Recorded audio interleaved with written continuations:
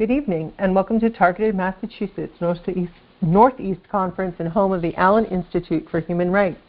You can visit the Allen Institute for Human Rights at aihr.foundation. My name is Lily, and I will be the hostess for the evening.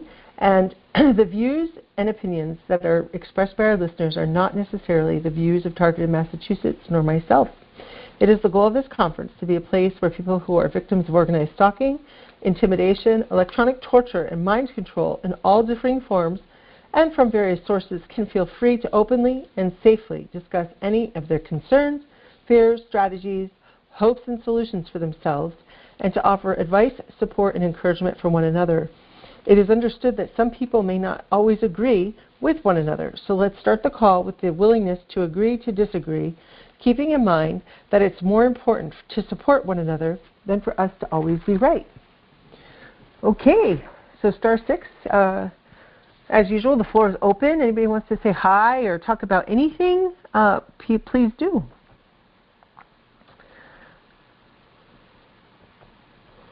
Anybody got anything? Hi, it's Deborah from Winnipeg. How you doing? Well, hi, Deborah. How you doing tonight? Good. I'm not going to talk that long. I haven't eaten much for supper, and I was sitting outside my apartment, sort of meditating and reading. Good. Went for a little walk. You said you wanted to know how that tofu turned out. Oh, yeah. So Remember I made that... That's right. Supposed to be like a substitute meat. And this time it turned out good. Years ago it burned, and I think I know what I did. You're supposed to add like a cup and a half of water to it when you roast it. I think the last time I just added the spices, I didn't have the water. And I'm very pleased with how it turned out. Oh, and did it taste super tofu-y or? No, I don't even care for tofu that much, but they say it's supposed to soak up all the spices. Well, you really have to. I marinated it all night in spices. So it was and it was cut thin. So I was quite pleased. I would do it again.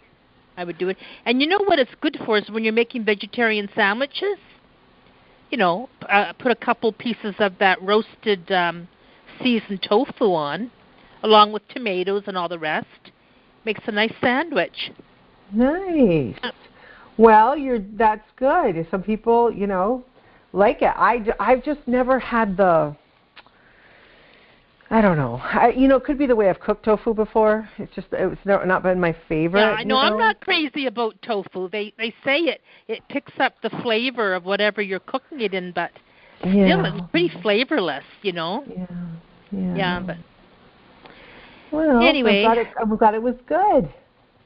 But yeah, it did turn out pretty good. Like when you put it on sandwiches and things, it makes a nice addition.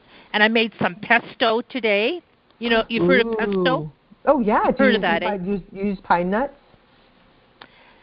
You know what? I found I bought some organic parsley. And a lot of times I can't use it up in time, So I started making pesto out of the parsley instead of using basil. Basil? Really? I've never had... it turns out good. Yeah, it's a good way of using up your parsley. Okay. I made pesto out of that. Yeah. Huh. Yeah, I've actually grown basil to make pesto, and then times I've had to give the basil away because I had too much basil. I'm doing cilantro this year, though. I'm going to grow cilantro. I don't care for cilantro. People either really like cilantro or they don't. They do. I like most foods, but there's something about cilantro. It tastes like chemicals or something to me, or soap. Yes, it's funny. Soap. It's soap. It is. It is hysterical. I think it's I don't know why I find it so comical, but it's one of those herbs that people either love it, like me, or they absolutely hate it. Like they're like... Yeah, it's not one of those ones that you're neutral about. I know. Yeah. You know why I think I love it is that it's the simple things, right? So I have I discovered a long time ago, I am in love with Vietnamese food. So I think Vietnamese food is now officially my favorite food. I don't know if it's the way they cook it. Do you like especially the noodle? You like the noodles in it? I do.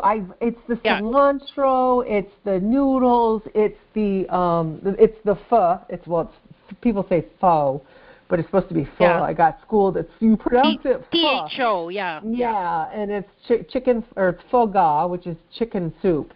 But it's that they put the bean sprouts, and I don't really care that much for the fresh basil. But I love the cilantro. So I'm like, cilantro in everything. So yeah, I like that Vietnamese food too. Of course, I don't like it with a lot of cilantro. No. But I was getting that pho soup. There was a like a, what do you call it? A food court downtown. And they wasn't that expensive, and it was it's a Vietnamese, I think it's still there, Vietnamese express restaurant, one of the little, at a food court. And they make it up for you, and if you can't have wheat, they use rice noodles. It's very delicious. Yes, it is. It's I get all giddy. I get giddy over Vietnamese. And I don't know what it is. I'm like, what is wrong? I'm like a kid. You give me Vietnamese soup, I'm like, woohoo! So, yeah, I'm weird. I know. And you know what they say, though, like a lot of people, when they come from other countries where they eat so healthy, like the Vietnamese and a lot of the Chinese or the Orientals, they eat so many. I love how they do vegetables. They just make them so tasty. But they come over here and they adopt. It's called the SAD diet, Standard American Diet, or Canadian, with all our breads and all our junky food, and they start losing their health and putting on weight. Because they have such a healthy diet. They do. I know, and I try to be very careful how I eat, but I'm trying to eat more like them. Like there's this woman in my block. She's Chinese or Cantonese. She walks in the morning, and sometimes we meet and we talk. She doesn't speak English that well, but she is 69 years old. And she's slim and fit, and I think Asians, they don't age as quickly as we do, because she looks so good for 69, and she's so slim, and I think she sticks to her traditional diet, eh? Yeah, I think so. Hey, Setsa, did you want to say something? Just that if you are a fan of Thai, you're familiar with Tom Yum Goong? Tom Yum Goong is a hot and sour soup, usually with seafood, lemongrass, ginger. Very good. Makes you sweat. It's very good. And then you want to finish that with, say, coconut ice cream with a deep fried banana. So you got hot and cold.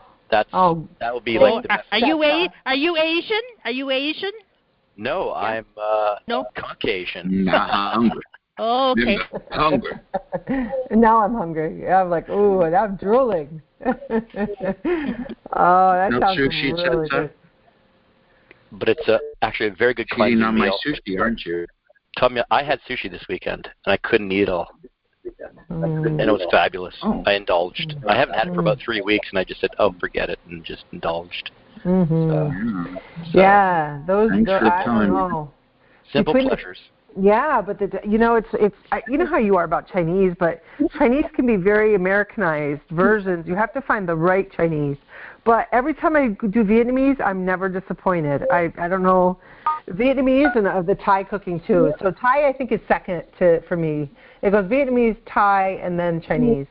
Now, you're right. I love the Thai cooking too. It's so good. Yeah. We have a restaurant here called Tiny Thai, and it is just it's been open for 20-something years. It's so good. But it's because they do all it's always fresh. They do everything fresh, vegetables. And the meat seems to be less than the vegetables, but, it's so good. But anyway, so yeah, I'm drooling. So thank you for that. I don't recognize that spicy soup, the name. So, I'll have to try it. Would you say it was somebody wrote it. I put it in the chat. Tom Yum Goong is basically a seafood variety, but it's you can choose what type of hotness. I'd probably start with a mild hotness to it, but it's very good. It's cleansing, and the aromatics in it, yes, they serve cilantro with it, but the lemongrass with their chilies and the seafood, the broth itself. Oh, I love the lemongrass, yeah. And then their little specific Thai mushrooms. Maybe a little bit of bamboo if you like the bamboo, and corn and baby corn in it. It's really a cleansing soup on a hot day. It's a strange thing to have on a hot day, but you will love it. Yeah. Okay. So I'll keep that in mind. You'll never go back. I know, right? It's so funny how it's like everything they cook is fragrant, if that makes sense. It's like you're eating vegetable fragrance. It's the strangest experience, and it's like our food tends to be so bland and heavy, Yeah. If you're not used to it, it's going to be kind of strange at first, but it's not. It's none of the ingredients unless they explain what's in it. So I don't get the weird stuff. I'm not into tripe or anything weird. But I try to make stir fries as much as I can. Yeah. Yeah. It's not hard to make at home. Good for you. Yeah. That's good. No, stir fries are easy. In fact, that's one of the reasons I appreciate some of the products at Costco, because you can get organic frozen vegetables, which is the next best thing to fresh. If because I used to throw away a lot of fresh vegetables if I didn't get to cook them in time. So I started converting over to the organics that are frozen, and then they're blanched, so they're frozen at a perfect, whatever. I just throw those into I have a big one of those woks that are I have a wok, and I just throw everything in there. And it's easy peasy, Oh, yeah. And also what I've learned to do, I was introduced to a community garden and all kinds of free herbs and things that were growing. Nice. And it was so sad because it's in a low income and people don't pick it. And there's valerian root, which is so good for your to calm you down. That's what Valium originally was made from, a valerian root. And what I've learned to do, and what I've done is I picked, I have herbal baths. I learned to do that, and I had one last night, and it's free. All I did, I go to the garden and I pick 4 cups of herbs. Mostly it was dandelions, and they're not sprayed. About 4 cups, I simmer them on the stove in water for about 20 minutes, and then I strain it into some bath water, and I soak in it. You know what? I felt cleansed, not just physically, but spiritually and psychologically. I soaked in that for half an hour. It's about the second or third one I've done since all these it's very healing. Just soaking in these herbs. It's really good that you're taking I love it. It's just a way of cleansing and a downtime, what do you call it? A pampering, but also a very healing time. Sure. Yeah. Yeah, and it's good to take good care of yourself, Yeah. Definitely. Yes, I am one of those people that my escape is always the bathtub. You just I take hot. I actually prefer a shower though. I like the mist. Breathing in the mist, and so I'll get a shower going. And I've been known to I always call it my spa day. So I'll just sit there with the spray, because I have this.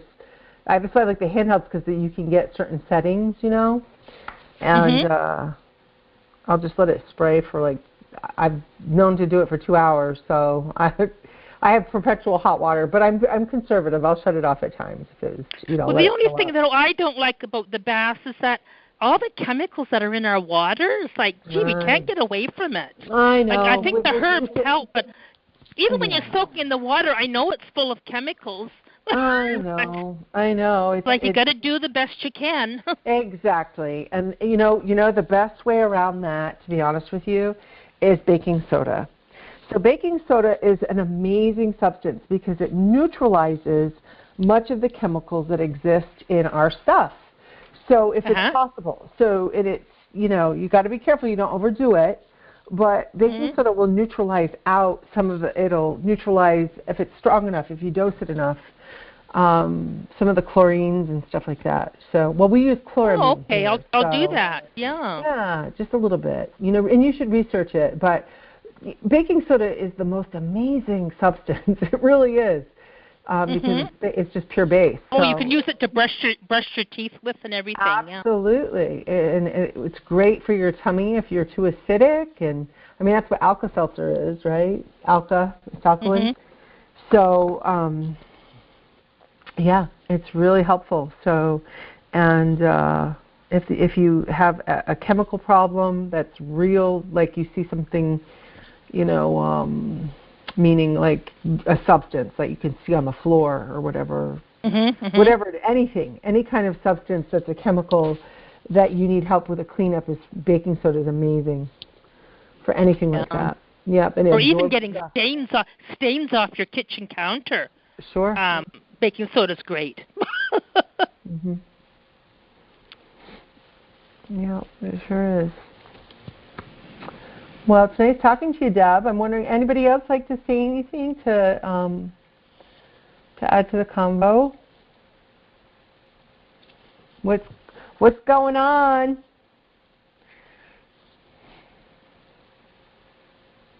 I'd like to encourage more people who are on the call. Oh, no, not you again. All I'm saying, I'd like to encourage... You two are on the same... I know, Spencer. We do this for 5 years. This is our routine. Go ahead. Gee whiz. I just wanted to say that we have a lot of people here. Some of them are new. I would like to encourage them to share. Come on, there's nothing to be afraid of. We're not going to judge. Maybe just a little, but we're going to share, and we're going to love you for it. So please, come on. Let's get some fresh voices on. I agree. Well said. You're welcome. We're tired of listening to Lily. Yes, me too. I second that. Come on, you guys. You know how I get. I get coffee in me. I get nervous. I don't stop. Yeah. Don't worry about that. I'm sick of me too. I agree. Oh, good. No, don't be. I enjoy listening to you. You're actually so refreshing. This is a very nice call, and I actually look forward to coming tonight. So I'm happy to be here, really. Good. And your voice is very soothing, and you are very well educated, and you're intelligent, and you do know what you're saying. So I know exactly the truth that you're saying the truth, because I'm living through it myself. Wow. Well, thank you. Yes, those are very appreciated comments. Wow. The way my programming, or whatever you call it, targeting has just been so negative. I've been the recipient of negative stuff for so long. It's just so nice to hear nice things. So I'm just trying to help others too. We got to just in a world that's gone mad, just support each other. We're so fragile, Life is hard enough. I have a feeling that if we dream about just this technology disappearing, I think that we would be so amazed how much easier life would get. It would just be so much easier.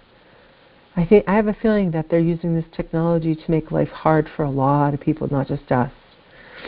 And I think we would all be so relieved if it just disappeared. And they're wreaking havoc on everything. We're not the only ones, but so hopefully the right people figure this out and do something about it. But our lives are so fragile. So.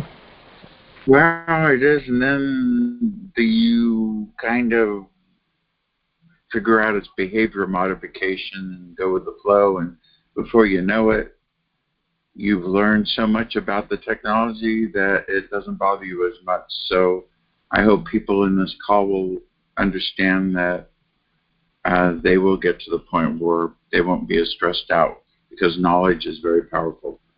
Mm-hmm. Yeah. If you can. When I first started being targeted, it was 2002, and I had nobody to talk to. So this is a good. Yeah. Oh, believe me, I wish I knew 25 years ago what I know now. My life would have been so different. Like, it's unbelievable how my life would have been so different. But I don't want to look back, so just keep looking forward. And I know now, and that's all that matters. So, Yeah, and if there are new people here, please introduce yourself. You're welcome to change your name if you want to remain anonymous. That's fine too. Greg is here. Hi, Greg. Let's see, some more people have come in. Hi, Marilyn. Life is here. Hi, Jane. Failed State. Hi, Candace. Hi, Arizona. Walter's in the house. Hi, Walter. And I hope you're doing well, everybody. Tess. Hi, Sheila. Nina. I don't recognize Nina Monique, but you might be new. Hello. Welcome to the call. My nose is running. I'm sorry. Excuse me. I'm going to mute so I can blow my nose.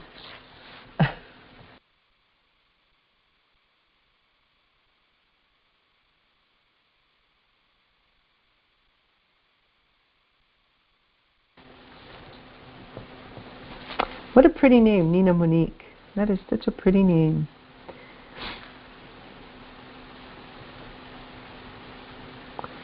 I said hi to James and Kim and everybody. Oh, Gertrude's here. Hi, Gertrude.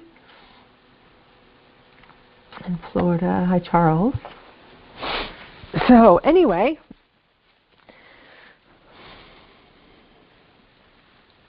Hey. Hello. Can I ask you something about the COVID vaccine? Sure. Okay, did you know that if anybody got the COVID vaccine, you know that it's working if you got a blood clot, so you should be grateful. Well, that's funny. I don't know what you mean by that. Yeah. Oh. A blood clot. I hope not. I hope everybody gets a blood clot. That would be awful. It's actually information that just came out. In regards to that, basically, Dr. Brian Bridle is an associate professor on virology and immunology here at the University of Guelph. And he said on Thursday in an interview that we made a big mistake. This is his words. We didn't realize until now. We thought the spike protein was a great target antigen. We never knew that the spike protein itself was a toxin and that the pathogenic protein. So by vaccinating people, we are inadvertently inoculating them with a toxin. These are his words. Wow. Yep. It's so scary. It's all just ridiculously scary. You know. Mm-hmm. It just is. The COVID vaccine's been in New York 3 other times before it actually came out this time.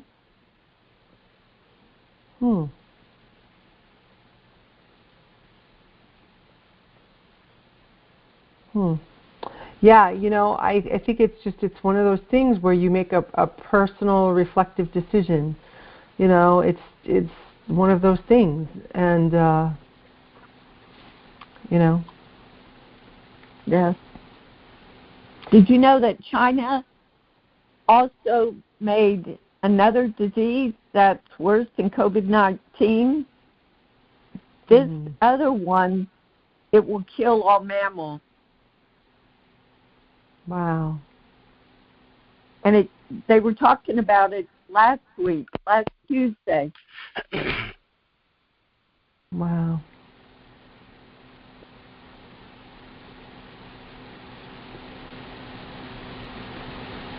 This is terrible.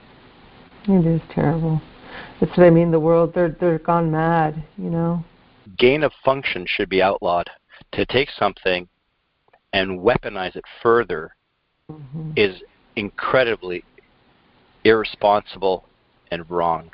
And this is being allowed. It wasn't allowed in the U.S. or Canada, so they took it to a different country to do it. And it's wrong. Yeah, you know what's interesting is to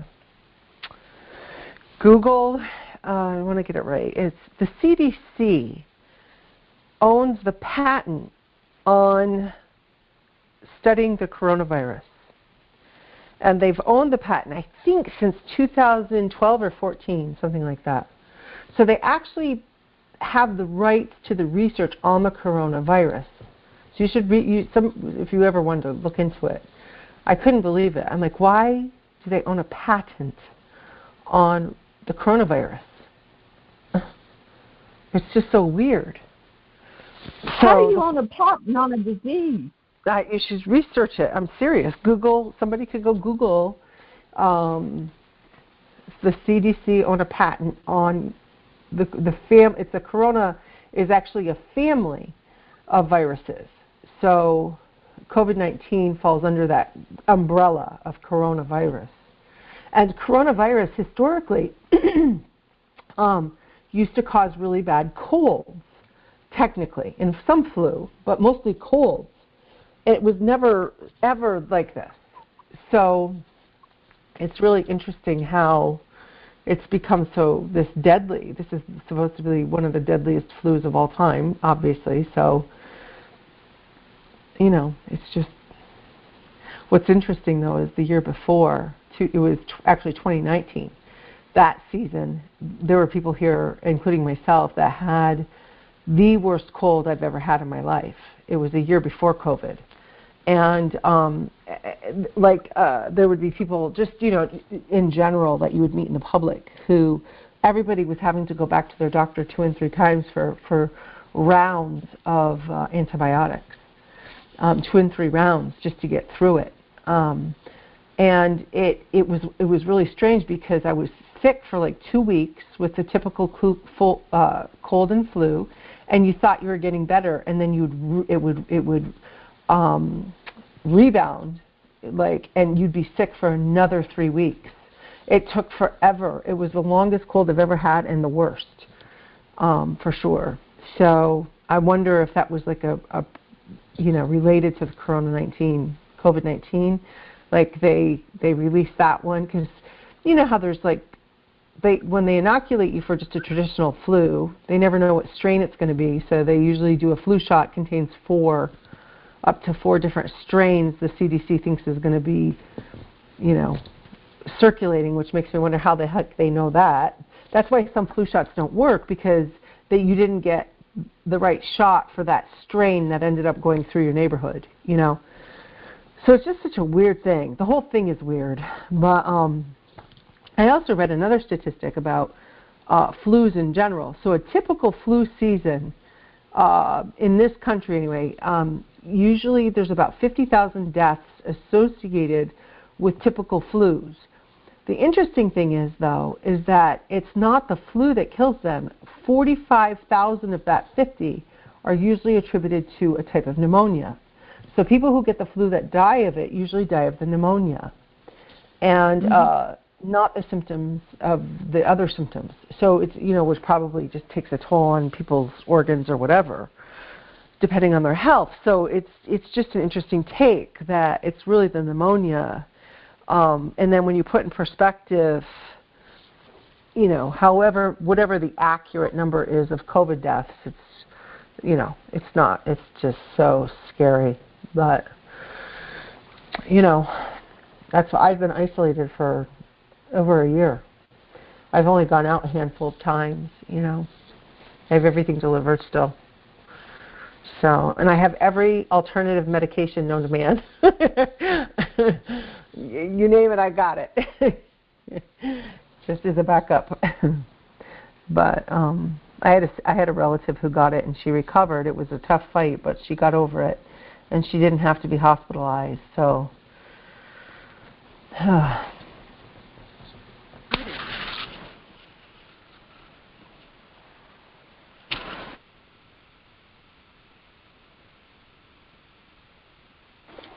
Lily? Yeah. Hi. Hi, Sheila. What you said there about getting so sick about a year prior to that? Uh-huh. That happened to me. And I yes, really, really sick. Yep. Went into the doctor. I got a Z-Pack. Yes. And I couldn't get over it. I went back and I said, I'm really sick. Yes. I went to the lung doctor. They did an x-ray there in the office. I asked him for another antibiotic because I was so sick, and he said no. Yeah. That happened. I remember. That's exactly what happened here. Yes. People were going through 2 and 3 rounds of Z-Pak. Yes. And like bus drivers, they would talk. This guy was bus driver. He's like, yeah, we all went right through the office, and yeah, I wondered. I remember being up all night because I couldn't breathe. Yeah. And I had to take Benadryl along with all my inhalers, along with the antibiotic, and I called my doctor at like 1 in the morning, and I remember being up going, you have to tell me the exact dosage of everything I can take here to the max. How much Benadryl, how much whatever. You know, I was even on prednisone. I couldn't calm my lungs down. And that had never happened before with any cold ever. Me either. So I wonder. I just wonder. It makes you wonder. I asked my doctor.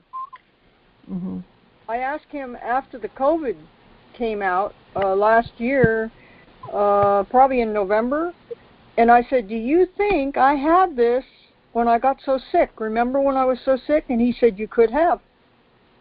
Yeah, I wonder. That's what I wondered. I was wondering if you'd pick up on what I was trying to. What I'm wondering is if they released a corona virus before COVID-19 to kind of prime everybody, you know, which would be kind of weird because that might give us more immunity for in case you did get COVID, if you got that strain. I don't know. It's just, you know, makes me wonder because it was so weird. It was weird. In fact, it happened in 2018 and then 2019. Those were the 2 strangest colds I've ever had in my life, ever. I have never coughed like that ever, and I've never been that sick, like with just a bug, you know. So it makes you wonder, you know, what somebody's playing games with the viruses or something. Makes you wonder. I kept thinking it was because I was getting zapped in the lung. That's how it felt. Yeah. You know what I mean? It was burning so bad. Yeah. And and I got over that, and I haven't been sick since. So I don't know. Anyway. I hope not. I hope. Oh boy.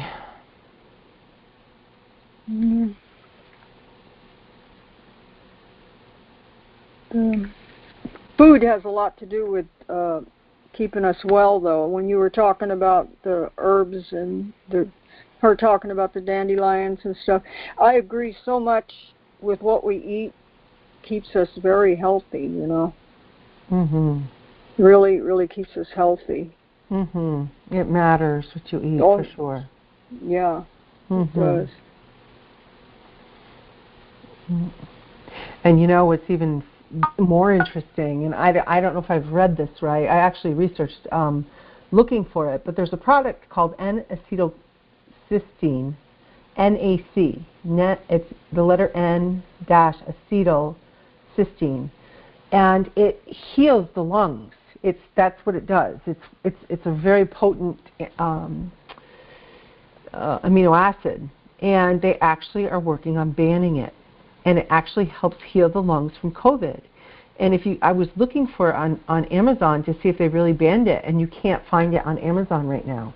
And it's been common forever. It's just you can buy it like anything else, and you can't find it right now. So I couldn't believe it, and it's because it actually works on helping with COVID. Wow. Yeah. And I can't understand why they banned it.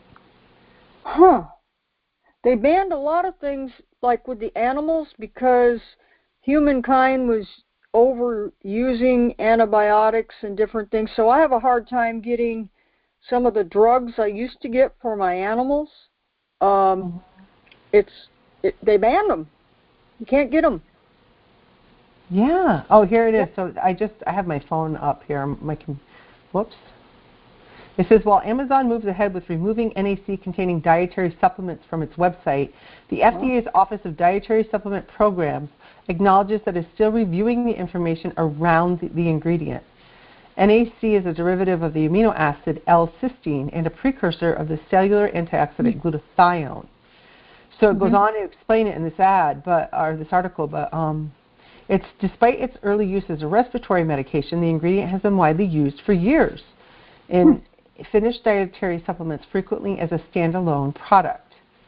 So, and then it goes on to describe it. And the FDA, somebody's going after NAC.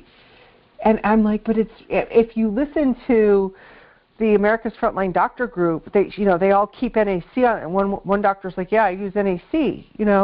All of a sudden, Amazon's yanked it, and they're trying to get it off the market. And I can't believe it. And it's so weird because it works as a helper for lungs when you have COVID. And they're trying to stop people from getting help. It's what I mean. There's just something just doesn't make sense. I don't, this is just, and I hate getting too weird, but yeah, something about COVID just is off the rails. And why would they try to, yank it? And anything that helps, and the whole ivermectin and the whole issue of the hydroxychloroquine, it's just also very strange. It is, because see, the ivermectin, my birds are little, but you would use this a couple times a year, I couldn't get it. They said, no, we can't get it because it's from out of the country. Oh, okay. But I don't know if that's it or not, because it could be. Somebody else had it under another name. So yeah, it could be that, because there is just shortage of everything right now. So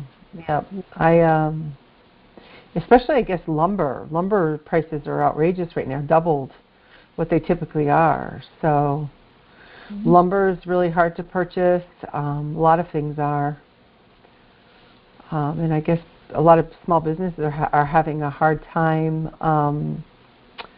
hiring people, So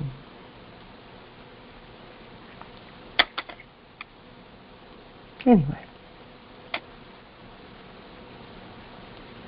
How are you doing? How am I doing? I'm doing okay, thanks, for the most part, my targeting has changed, probably because I have been isolated because of COVID. So if they're going to do anything weird, it's usually to my porch. And then, of course, the technology in my head, So I get a constant V2K type stream of negativity, and I try not to fight with it, though, because now that I know what it is, it's like I just ignore it or whatever, When you go to sleep, now this may be for anybody on this call, do you ever get a loud boom and you go back to sleep and it happens again and again and again? That happened all night to me last night. A boom. Describe the boom. It's kind of hard to describe. It's very loud, and it's like boom, like that, and it just one time, enough to wake you up.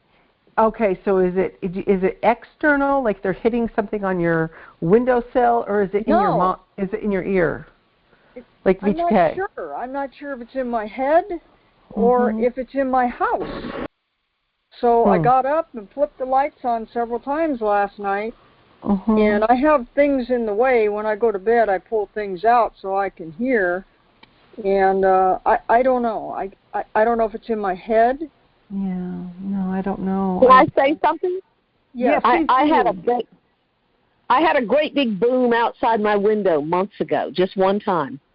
Oh, okay. One time. That was it. This was all night. Maybe somebody got paid to do it all night long, or something. I don't know. I have no idea. I'm on the end, so there's nobody on this side of me, and the other person wasn't home, so I figured that might have been, a reason. I don't know. Yeah, it's at this point there's a pattern of the same bombardment, but I never, like the why they do it, it's just so ridiculous. Ugh. Well, I've had it happen before, and that's usually when they've gotten to my purse. But now, if you can get to my purse now, you're Houdini. I saw your picture. I know. Yeah. We shouldn't have to live like that. It's awful. Yeah, I get all this anxiety if somebody on the phone said, "Well, can you give me a number off of something?" And I'll go, "Oh," I hold my breath because it's in my purse. So I started carrying numbers and stuff around in my pocket, and then remember when they got to that box, and then it showed back up, but I know. I had to change all my passwords, and it's crazy. What? It's insane. Hi. What? Can I ask you? I'm just curious. What did they do with your purse? Well, you go ahead and have that conversation. I'm going to take a break so I can get ready for our reading. So, ladies, have at it. Woohoo! I'll be back. They take things out and put things in, and then later they put them back, and I guess I'm knocked out. I'm not sure what's going on. I can't really tell you all this, but they will keep me up like that for a couple nights with noise, some sort of noise before that happens, so I'm well aware of that now. And of course today I was a little bit, thinking, well, maybe that might happen again tonight. I'm not going to worry about it. And as far as the purse goes, the purse is rather well put away. I can't even get to it very easily. That's how much away it has to be. So you mean they break into your house while you're asleep and do this? Is that what you mean? I don't know. I don't know what's going on. I cannot say anything about any of that because I really don't know.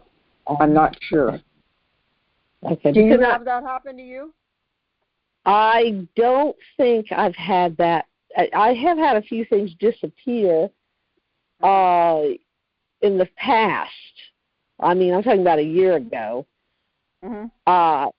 I was just wondering. I mean, are they doing this to tease you, or are they stealing valuable items they're not returning, or what? Mind control, gaslighting. That's what it is. It's gaslighting. Oh. I go to the mailbox, something will reappear, something will disappear. I don't know how this is happening, and I don't want to go there because then it doesn't sound right. So I'll just leave it at that. But I go through a lot of things. I had stuff disappear from my purse, a little from my purse, and from drawers in my dresser about a year ago, and I no longer live there. So that happened while I lived there. Oh, I'm not moving. I've gone through this. This is third place. No, it ain't. That's not happening. Not going nowhere. Nope. It's not gonna stop. Whatever this is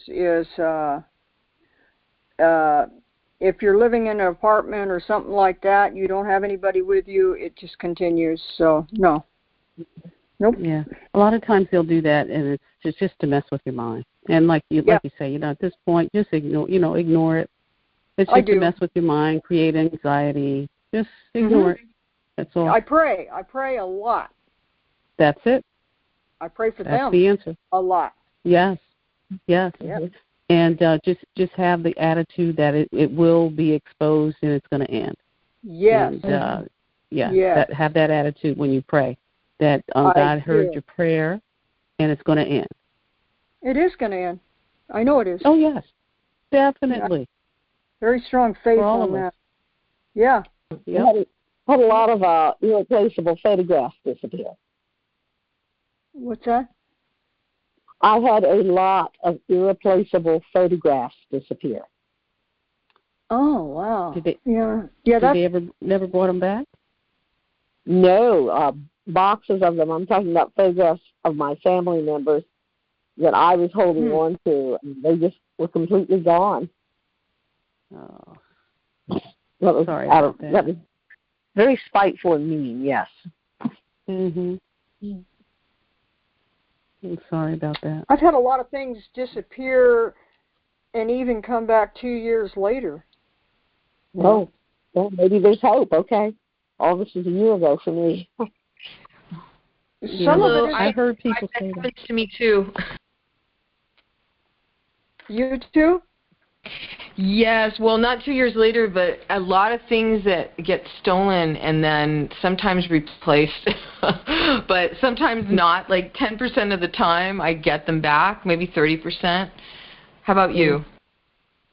Well, how would you like this? How would you like your meat going out of your freezer and coming back 2 years later? They take the new meat.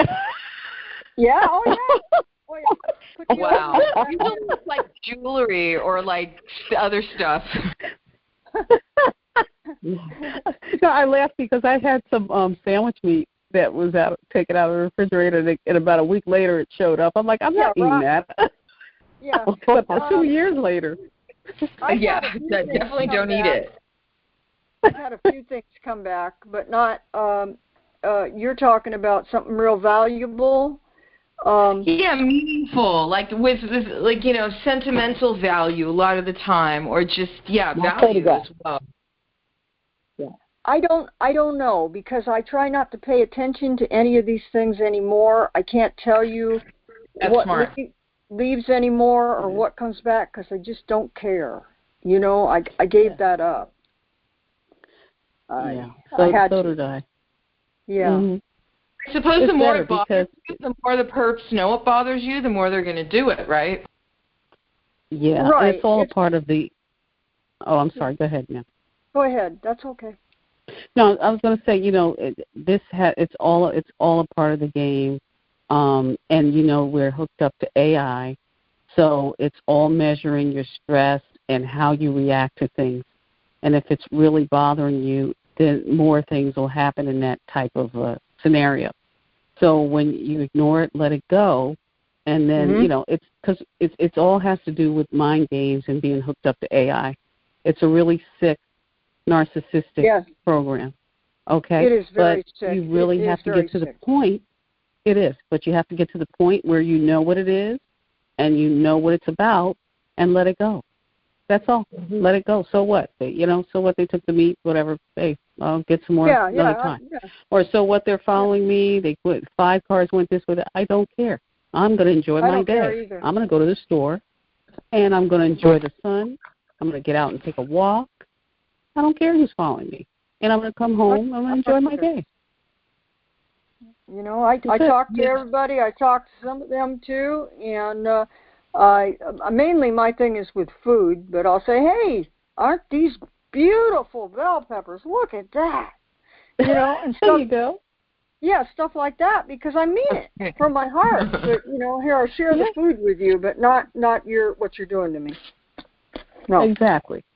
Yeah. Exactly. Because, it'll drive you nuts trying to figure out, okay, well, they took this and that, and then are they going to bring it back in 6 months or a year or 10 people outside? It'll drive you nuts. You got to live. You got to, even though this is going on, you got to live your life and just know that it's mind games and AI, and work it to your advantage so you can survive until this is done, because it's going to be done. It's going to be exposed. It's going to be done. But until it's done, you got to survive. End to it. Are you convinced? Yeah. Oh, definitely. Yes. And you know what's going to help? You know what's going to help bring that forward? A lot of prayer and just and then when I was on a call last night with Neil, we were doing affirmations on the phone. We were saying we know that this is ending. I've heard that.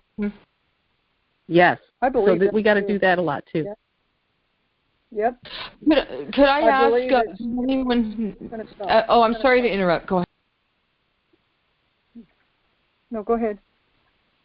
I was just going to say, FYI, I just found out because this woman, Deborah Mirza, who wrote a book called Covert Passive Aggressive Narcissist, which I recommend. Mm-hmm. It's pretty good.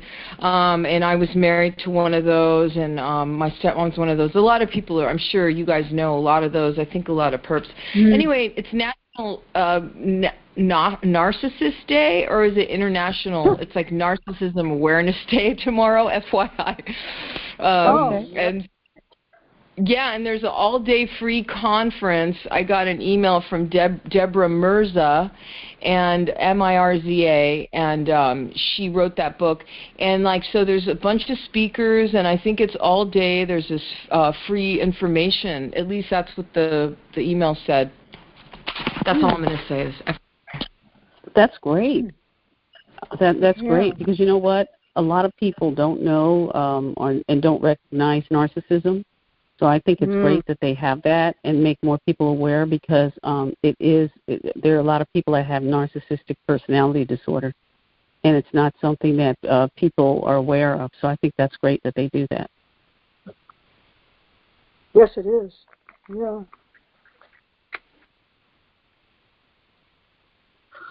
I just would like to see it change as soon as possible. It would be really a blessing to see this whole thing just kind of come out, and be done. Over with. Yep. Goodbye. Yep. Some things are starting to come out. As we were talking last night, a lot of things are starting to come out. That what was it? The syndrome. What was it? I want to say China syndrome. Havana. What was the name of it? Havana. Okay. Havana syndrome. Yeah. For some reason, there must have been a movie, China syndrome. Havana syndrome. And there are a lot of things coming out, and there are a lot of posters being put up. Not posts. Yeah. What was it? Billboards. Freedom from targeted individuals. I forget her name. Ella, I think it is. She had the billboards up. Talking about targeted individuals, and she's got some things that are saying, hey, it's not just diplomats. It's happening to United States citizens, to citizens in the United States, not just diplomats. It's not just a diplomat problem. So, things are coming out. So, but we're going to stay positive, and we're going to keep affirming, doing that affirmation, saying, this is going to end. It's ending now. It's being brought out into the light, and it's going to be extinguished, and God is going to get rid of it all. I believe that. I believe that very strongly. Hallelujah. Me too. Yeah. Yep. Me too. And then when you're going through attacks, when you're being attacked, just say, this is unacceptable. I'm not accepting it. I don't how do you say, consent to this. And I picture a mirror. And I picture that it's reflecting off the mirror from me and going back to that individual. And that's saying that this is ending, it's going to end. Yeah, you have to in your mind. And reflect it back, and that this is ending. I don't accept it. I don't consent. And it's ending now in the name of Jesus. Well, those are affirmations. Amen. Can I say something? Can anybody hear me? What was that? Oh, I have something to say that might make you feel a little better. Okay. I'm kind of new to your call, but you were mentioning about items disappearing, returning, things like that, right? And not too long ago, I bought a necklace with a cross and a Saint Benedict medal on it. I'm kind of like Catholic, I guess you could say. I hope I don't offend anybody here, but.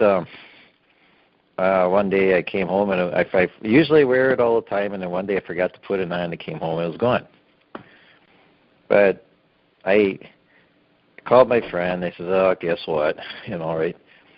And I says, I'll tell you what, I believe in God. God always says if somebody wants your coat, you give them your coat, right, that kind of thing, like a robber or something. And I says, what?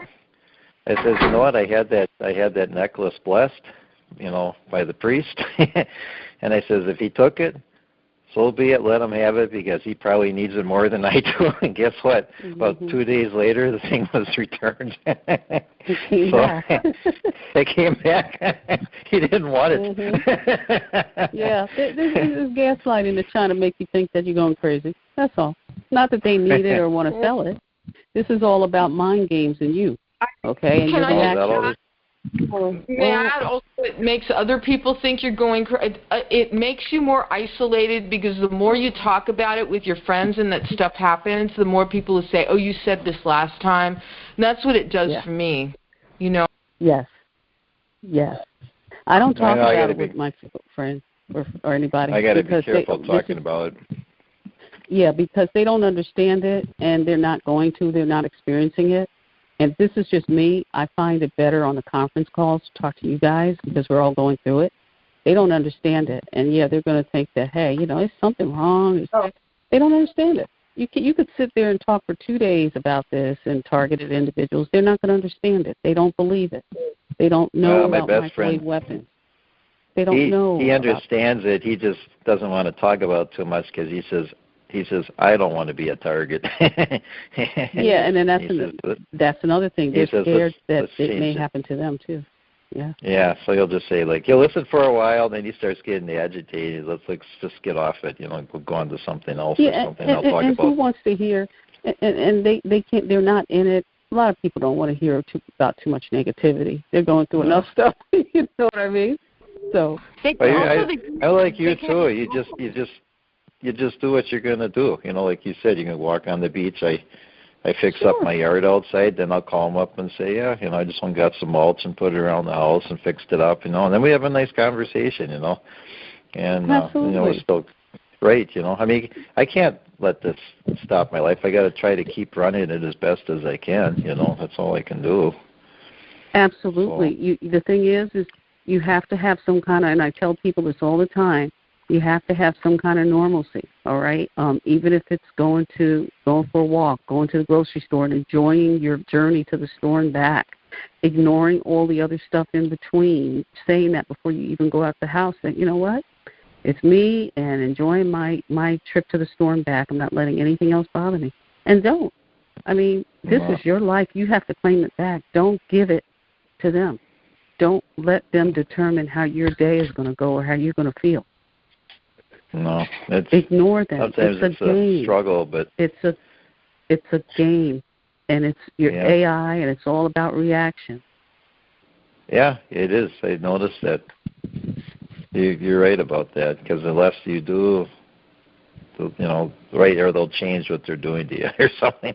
Look how quick your stuff came. The jewelry came back, because you know what you said. Hey, if they want it, they'll. You didn't make a big. Now, had you made a big deal about it, it wouldn't have come back maybe for another year or so. Oh. It's a game. Yeah, I know. Reaction. I often wonder. Reaction. Exactly. Reaction. You wonder if it's a study or if it's just a bunch of nuts out there just playing a game, It's AI, artificial intelligence. We're hooked up to these supercomputers, and we're guinea pigs, is what it is. Oh.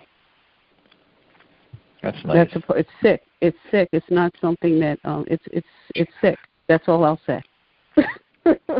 I'll believe it's a computer, because there's sometimes reactions happen so quick to something you do, and there's nobody could quickly think that quick, Not all day like that. I agree. Artificial intelligence. Sure. Yeah, they want to try to learn how to control societies and populations, and we're the guinea pigs.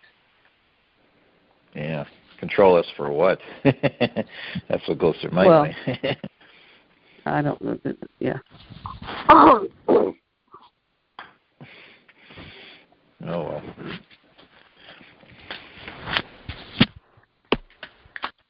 But enjoy your life, guys. Get some normalcy and enjoy your life. Don't let them take that from you. So how long have you been at Target? Oh, this is seven years. Okay. So about the same thing, roughly. Yep. Yeah, it started kind of innocently and just slowly progressed, I guess you could say, and got a little more and a little more. Mhm. Yeah, it just started within the past year, getting to. But I don't focus on it. I'm just I'm confident that it's going to end. So I don't talk about what's happening and when I go out and all that. Hey, I ignore it, and I pray, and I know it's going to end. I just can't believe with all this coming out in the news lately, that something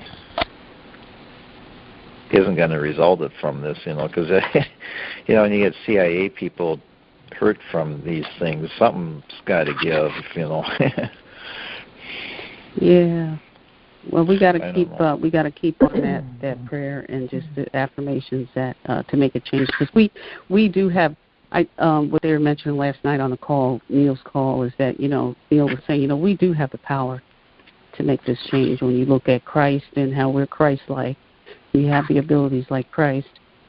We can make this change. We have to affirm it and believe it and have faith that it will. We can make a change. We don't have to sit back and accept it. Excuse me. Yes, I agree. And with that comment, I think we're gonna transition now into the book. Oh, good. Yeah. So we're gonna start reading. If everybody could kindly push star 6. Because what's going on now is the book is precariously perched on the screen, and if I go push buttons right now, it'll disappear, and then I have to wait and reload it. So if you guys could kindly star 6, so I don't have to mute you, that would be very helpful. Oh, now I got a cough. Hang on. Oh. So I went and got my tea while you guys were discussing, and we're ready to go. So we're on page 141 of Dr. Robert Duncan's book, which we read every Monday from about 10 to 11, whatever we can get through in about an hour. I forget when I get from subheading to subheading to ask questions.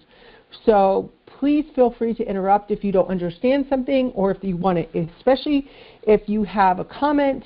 Dr. Duncan is interested in my taking notes on all comments, and because I give him feedback on discussing his book, and just in general, if you have any comments, questions, anything you can relate to, or anything you would like to discuss about it, please interrupt and do. That's the whole point of this.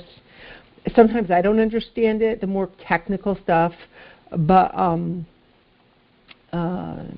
hope so. I am getting a lot out of it. Okay, so let's proceed. We are at 141. The subheading is Watchers, Fallen Angels, Illegal Surveillance, and Manipulation. The mind hackers often call themselves Watchers. The Watchers, or Grigori, are a group of fallen angels told of in biblical apocrypha who mated with mortal women, giving rise to a race of hybrids known as the Nephilim, who are also mentioned in Genesis 6:4. The Watchers appear in biblical apocrypha in the first and second books of Enoch and Jubilees. The word Grigori derives from the Slavonic second book of Enoch. According to the book of Enoch, the Watchers numbered a total of 200, but only their leaders are named. And they were in all 200, who descended in the days of Jared on the summit of Mount Hermon, and they called it Mount Hermon because they had sworn and bound themselves by mutual imprecations upon it. That's Enoch 6. Research interviews. What struck an accord with our interviews is that we asked several targets to ask their handlers how many psychic remote viewers there were in their organization. 3 of them were told 200, a reference to biblical apocrypha, but obviously untrue. The footnote was meaning maledictions or curses. Secret societies often use this technique of mutually assured destruction in the initiations, such as Yale's Skull and Bones. They divulge their deepest secrets so that breaking the oath can have consequences. The intelligence community has similar techniques. And then footnote 32 was Wikipedia contributors about Watcher or Angel. Okay, so Gabriel, literally a strong man of God, is an angel who serves as a messenger from God. He first appears in the book of Daniel in the Hebrew Bible. Islam further believes he was the medium through whom God revealed the Quran to Muhammad, and that he sent a message to most prophets, if not all, revealing their obligations. He is called the chief of the 4 favored angels and the Spirit of Truth, and in some views, Gabriel is the same as the Holy Spirit. The big three warring religions, Christian, Hebrew, and Muslim, are not only the ones who have a messenger for God. Even the Romans and Greek had Hermes and Mercury. Additionally, in Catholicism, Gabriel is the patron saint of messengers, those who work for broadcasting and telecommunications, such as radio and television, remote sensing, and postal workers. Michael's function is to open the gates of justice to the just. It is also said that at the resurrection, Gabriel will sound the trumpet at which the graves will open and the dead will rise. Pseudepigraphy. According to the non-canonical Enoch 9, 1-2, Gabriel, along with Michael, Raphael, Uriel, and Suriel, hear the cries of humanity under the strain of the Nephilim. It was their beseeching of the Ancient of Days, Yahweh, that prompted God to call Enoch to prophethood. After Enoch informed the watchers of their fall from grace, Yahweh sent the archangels to earth to complete various tasks. Gabriel was to go to the biters, the reprobates, the children of fornication, the offspring of the watchers, from among men, bring them forth and excite them against one another. Let them perish under mutual slaughter, for length of days shall not be theirs. Enoch 10:13. And so Gabriel instigated wars among the giants, the children of the watchers. Enoch 40 verse 9 states that Gabriel presides over all that is powerful.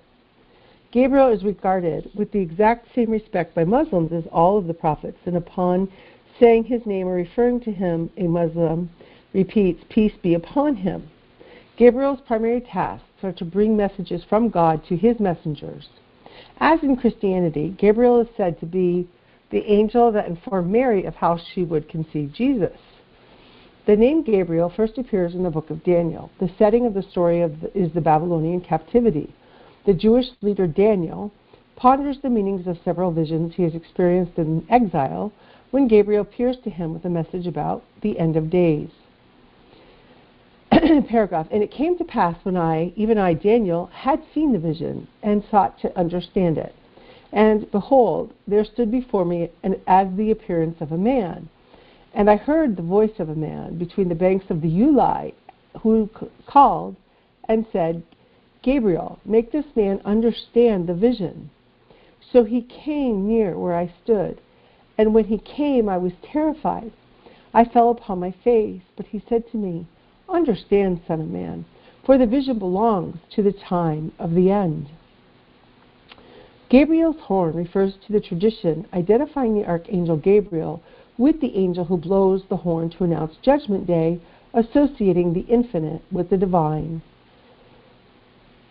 And here he has a graphic of, I'm guessing, the mathematical function is found in the amplitude of bells and the shape of horns used at sporting events. Many targets of electronic harassment have stated that they heard tinnitus that follows this curve before communication. Volume 4, Book 54, number 438. Narrated Aisha. Al-Harith bin Hisham asked the Prophet, "How does the divine inspiration come to you?" He replied, "In all these ways. The angel sometimes comes to me with a voice that resembles the sound of a ringing bell. And when this state abandons me, I remember what the angel has said. And this type of divine inspiration is the hardest on me. And sometimes the angel comes to me in the shape of a man and talks to me, and I understand and remember what he says." Many targets hear a 3.3 hertz pulsing ringing in the ears of tinnitus, which sounds like a bell ringing and follows a logarithmic curve. Tinnitus might be a side effect of the audio cortex neurons being induced for spontaneous firing, and it might be a method to associate a sound to the torture sequence, a Pavlov effect, thereby intensifying the torture and lasting damaging effects on the target's psychology. In addition, the associations with a particular sound helps bring back the focus of the target mind about the extreme signal and trains it to listen again. The spy or spook industry loves this quote used to justify tongue-in-cheek their disinformation campaigns. Volume 4, Book 54, number 432, narrated Aisha. I heard Allah's apostle saying, the angels descend the clouds and mention this or that matter decreed in heaven. The devils listen stealthily to such a matter, come down to inspire the soothsayers with it, and the latter would add to it 100 lies of their own. This technique is called the method by counterintelligence and strategic domestic deception units. For example, talk about mind control technology, then aliens. The human mind will assume everything is untrue because they don't believe in aliens or whatever is not a popular belief. Volume 4, Book 54, number 448, narrated Abu Talha. I heard Allah's apostle saying, angels of mercy do not enter a house where there is a dog or a picture of a living creature, a human being or an animal. Volume 4, Book 54, number 450, narrated Salim's father. Once Gabriel promised the prophet that he would visit him, but Gabriel did not come, and later on he said, we angels do not enter a house which contains a picture or a dog. Allah's apostle ordered that the dogs should be killed. Clandestine operatives kill or poison dogs and steal personal pictures or erase them from the computer as standard practice. Agents poison dogs before a home invasion. Isolation is important so that the person internally focuses on the external neural messaging. Brain entrainments to be really effective require that sensory stimulation be minimal from the peripheral sensors, such as sensory deprivation tanks. Volume 4, Book 54, number 487, narrated Abu Hurairah. Allah's apostle said, your ordinary fire is one of the 70 parts of the hellfire. Someone asked, O Allah's apostle, this ordinary fire would have been sufficient to torture the unbelievers. Allah's apostle said, the hellfire has 69 parts more than the ordinary worldly fire. Each part is as hot as this worldly fire. One can conceive 70 kinds of fire, such as microwave energy used for torture by the United States, lasers, rug burn friction, ultrasound, oxidation, rashes from viruses or bacteria, frostbite, chemical burns, radiation, muscle burn from stress positions, etc.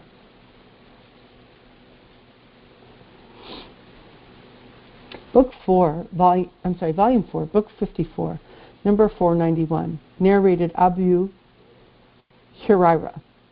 Allah's apostle said, during your sleep, Satan knots 3 knots at the back of the head of each of you, and he breathes the following words at each knot. The night is long, so keep on sleeping. If that person wakes up and celebrates the praises of Allah, then 1 knot is undone, and when he performs ablution, the 2nd knot is undone, and when he prays, all the knots are undone. And he gets up in the morning lively and gay, otherwise he gets up dull and gloomy. Later, the reader will learn about Satan, S-A-T-A-N, weapons system of behavior psychology. The Russian LIDA machine, L-I-D-A, causes excessive sleep through radio frequency transmissions. The U.S. uses dread, depression, and despair in their trauma-based conditioning. The U.S. uses dread, depression, and despair in their trauma-based conditioning. Volume 4, Book 54, number 501, narrated Safiya bint Huyay. He said, Satan circulates in the human mind as blood circulates in it, and I was afraid that Satan might throw an evil thought or something into your hearts. This is the way mind control works, by inserting thoughts into the human population. This is the way mind control works, by inserting thoughts into the human population. So an interesting commentary on this is, and this is his commentary on the metaphor of different religious passages. and comparing it to this. So by inserting thoughts into the human population, it also, if you want to talk about metaphor, religious metaphor, because they call the acronym is silent is Satan for silent assassination through adaptive neural networks. So that was kind of they literally, tongue-in-cheek, sort of, at the CIA named it the Satan weapon system, which is very interesting, and I can't wait till we get to that part. But if you think about it, though, according to religious or scriptural references, it is said that Satan also, what was his main modus operandi was thought insertion or ventriloquism. So I think that that's interesting because the weapon actually acts like a ventriloquist. Since when is it that they associate your thoughts with noises as to have meaning or words, like linguistics, or they use the weapons? Noises or noise campaigns are supposed to mean something. Inanimate objects, where they'll make you focus on it like it means something. I don't know, whatever, but something other than a conversation with a human. It's interesting that they acronymed Satan, which is that's what he's known for. Also, was ventriloquism, because snakes don't talk, but in the Garden of Eden, apparently they did. But that was him, supposedly, according to the scripture. So that's kind of an interesting ventriloquist. So in other words, Satan in the Garden of Eden used ventriloquism, sort of manipulating the snake to talk to Eve and Adam, or Eve, and as a ventriloquist. So now they're using the neural weapon systems as like ventriloquism to have all this other meaning by using mind control and ventriloquism. So there's a metaphor. So it's just an observation. Okay, so Sleeping Beauty script, sleeper agents and disposable CIA assets. How are remote sleeper agents trained? Remote sleeper agents are the same as remote control proxy soldiers, which is done through brain signal cloning programming, behavioral conditioning, and the radio frequency hearing effect. Creating depression or using people who are depressed is traditional because they have less brain activity in the frontal lobes, which are used to control will and motivation. This makes them more susceptible to brainwashing and programming techniques. Lack of sleep breaks down the will too. The idea is to take control of the sense of self, to try to get the subject to brag about an event before it actually happens. They include trickery and false confessions verbally. Using voice transformation and video-altered tapes helps in this process. In a sleep-deprived state or drug-induced haze, doppelgangers of people whom the target recognizes are used to extract information. Doppelganger is a mythological shapeshifter, taking on appearances of other people. In psychology, it is an illness where a person believes that the real people have been possessed or substituted. In information extraction, it is really done by masks and voice transformation using speech samples of the real people. In wireless renditions, potentially people around the target are being mind controlled. Okay, so let's repeat that. So a doppelganger is a mythological shapeshifter, so it's mythology, taking on the appearances of other people. In psychology, it is an illness where a person believes that the real people have been possessed or substituted. In information extraction, it is really done by masks and voice transformation, using speech samples of the real people. I have had that happen countless times. That's when they use the voice of a person in your head and make them say something that they didn't really say.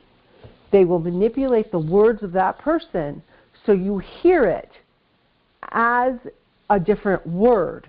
So instead of hearing, I like to paint, Lily, I will hear, why did you just faint, Lily? Or maybe an insult. I don't know. Maybe that's too light. It would be an insult. And then it would be, though, in between brainwave changes. So then he says, in wireless renditions, potentially people around the target are being mind controlled. It can even be done through spoofed emails. This is also called spoofing in information warfare.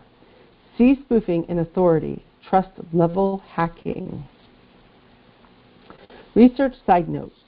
In communication warfare, a similar technique of voice transformation is used to misdirect enemy commanders by faking mobile phone or other communications to their command structure. In physical renditions and interrogations by the DoD or CIA, suffocation, burning, and other pain techniques are applied. No-touch torture employs analogs of these barbaric methods. In human trials, the CIA is comparing the effectiveness of the remote neurological techniques with the traditional torture methods. With traditional physical torture methods. Suffocation techniques, waterboarding, cellophane wrap over the face, throat grabs, supergluing nostrils, etc. Burning techniques, ADS, active denial of service microwave weapons, hot needles in the flesh, hot pokers and the equivalent. I've had hot needles in my tongue before that were just so weird. Pain-inducing techniques, soft spots such as eardrums, groin, throat, eyeballs, pulling out nails, and other nerve pressure points. Fear induction techniques, fear up harsh. Techniques include threatening dogs, so fear induction techniques. Fear up harsh techniques include threatening dogs, insects, dropping in a pit of boiling water, or threats to kill their families, killing a person in front of them, or mock killings of their family, and mock abductions. Sexual humiliation is pretty common in breakdown techniques. Quote from an interview of a United States citizen torture subject. "We are showing you a video of us abducting and killing your mother," they would say. "At first I gave it some plausibility, but then I noticed they were just showing me a clip from a television movie." Malodorance is yet another non-lethal weapons classification in the Navy. Interesting to note that the smell of schizophrenia, according to one psychiatrist publication, is burned rubber. This smell is used in the remote mind control renditions too, but also includes ammonia and vinegar. Offensive-induced tastes, like pencil lead, lemons, etc., helps to modify the diet of the target as part of the breakdown of torture process. See Pentagon item T below for interrogation methods. Offensive images include visual images against the detainee's beliefs and values. For example, heterosexuals will be tortured by homosexuals and vice versa. U.S. CIA recruits calling themselves Satanists don't pull any punches in these remote torture renditions.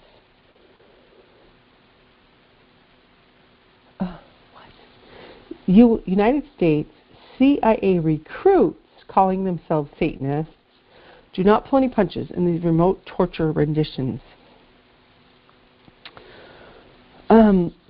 Quote, there will one day spring from the brain of science a machine or force so fearful in its potentialities, so absolutely terrifying, that even man, the fighter, who will dare torture and death in order to inflict torture and death, will be appalled and so abandon war forever. Thomas Edison, inventor of the electric chair and the light bulb.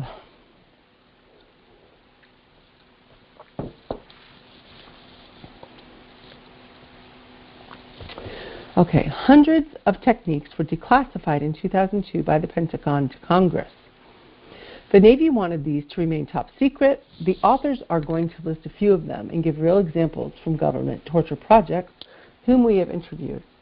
Independent investigators have classified these techniques from interviewing over 650 targets, but they didn't know the names of the techniques used until they were released by the Pentagon to Congress in 2002. The additional comments are in red/gray that were not included in the techniques copied from the DoD secret non-foreign documents, which are in black. Side note, some original declassified Pentagon documents. Okay, well, they're not readable. I'll have to talk to him about this. Not legible. I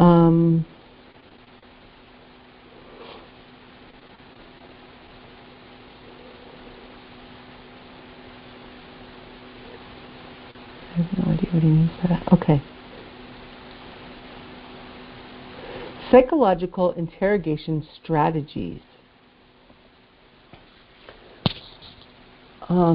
Emotional love. Playing on the love a detainee has for an individual or group. Example, using threats of killing their loved ones. Or in brainwashing, using an imaginary love to motivate a Manchurian candidate. Example, President Ronald Reagan's shooter. Line D, emotional hate. Playing on the hatred a detainee has for an individual or group. Examples, using hate to divide and conquer or incite fighting in groups or start wars. It also makes targets isolate themselves from the negative vocabulary. Targets often accuse a racial or religious group for their suffering. That's, right now, I think that is so exactly what a lot of us experience, is they play on the hatred, or it's divide and conquer. So you think everybody's against you, everybody's watching you, everybody's in on it, everybody's part of this, to create these divisions further, you know.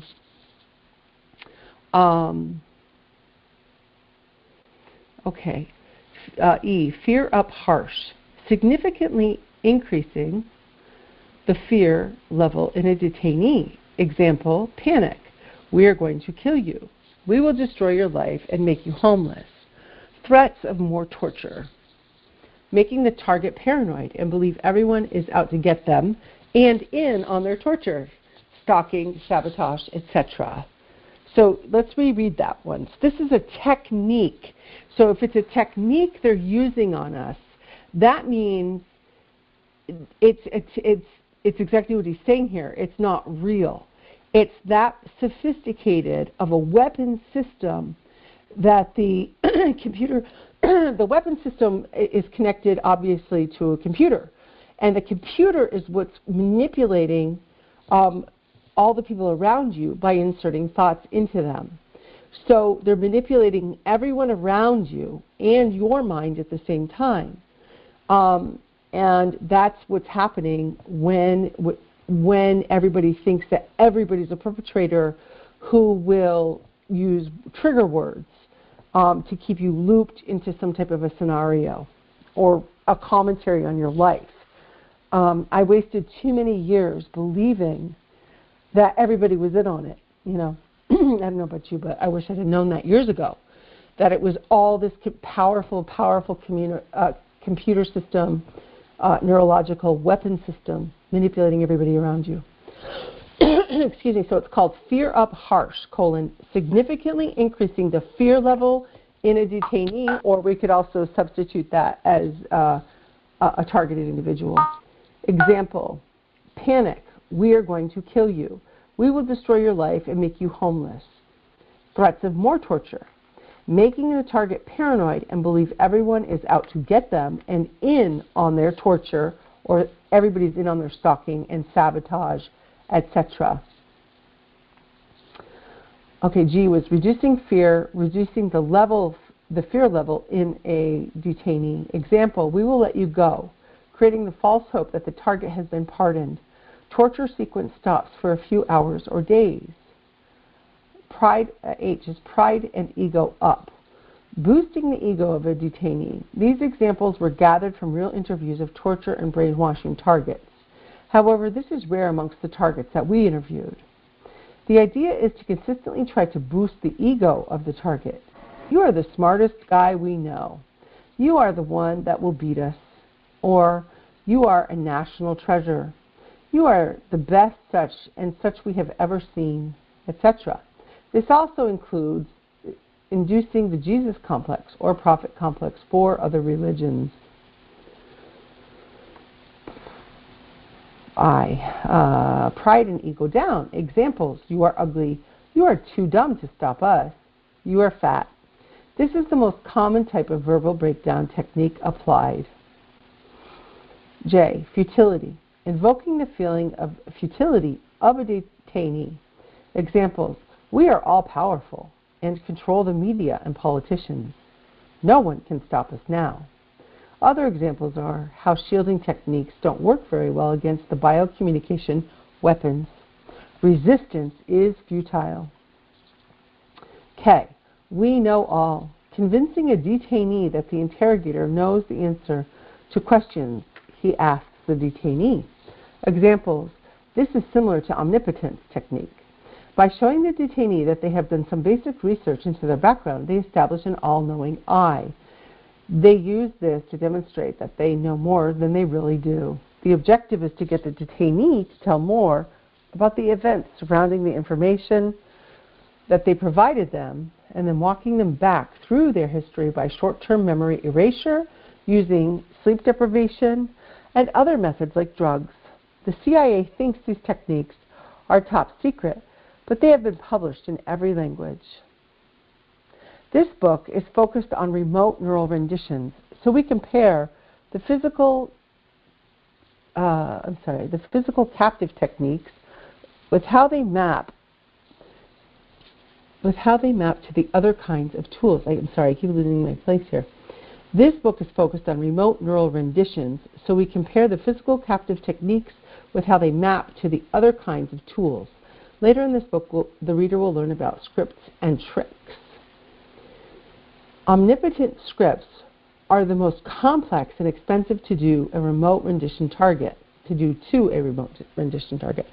Scaling the economic efficiency of the scripts requires the torture, interrogation, brainwashing schools to reuse them. This is a particularly interesting technique, so we will dive into psychology of the trickery. Understand that all magic, illusions, and trickery work by physics and psychology helps the human target understand how the CIA and the DoD misdirection and deception works. This technique in the mind-hacking world baffles even the cleverest people. They often call it media stalking or other forms of stalking instead of the correct term appearing omnipotent to the target. So the target, not understanding the billions of dollars to develop this weapon and techniques over time, sees the scripts as too big to be done by a small group of human beings. The technique is supposed to appear like a superintelligence. See the God and Alien scripts as cover stories later in the book. The idea is to give keywords and phrases to the target through neural communication or physical operatives that are common to the target's culture, and thereby it will appear in mass-controlled news media frequently enough. This helps gaslight the target. They will believe that the television, newspaper, and everyone is speaking directly to them and their situation. Some of the most successful Manchurians in history have been used by the love plus media stalking to commit their crimes. This is more commonly described as The Usual Suspects, after the movie where everything is understood towards the end. Many believe it is prophecy due to the massive organization of which the information is presented and the order of correlations in the human mind. While cybernetic hive minds and superintelligent structures are being developed, see swarm theory and Beowulf packs, the brainwashing and programming technique of omnipotence does not fully utilize this form of the technology yet, but it will. Number 1, establish your identity. Convincing the detainee that the interrogator has mistaken the detainee for someone else. Example, some victims of government experimentation and practice say that the conversations pretend that they have mistaken them for a terrorist or a spy by the same name, and they need to update their dossier on the target.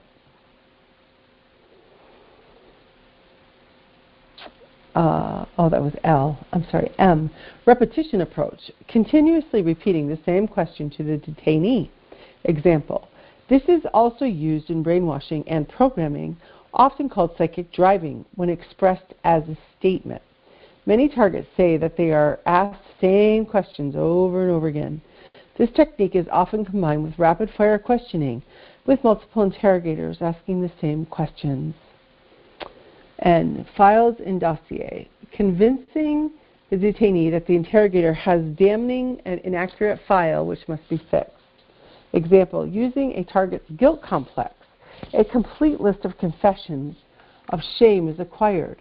Then this is used for further information gathering about the target. O. Mutt and Jeff, also known as good cop, bad cop. Example, several targets have been convinced that their handler is trying to help them while others are out to get him. This is supposed to build trust.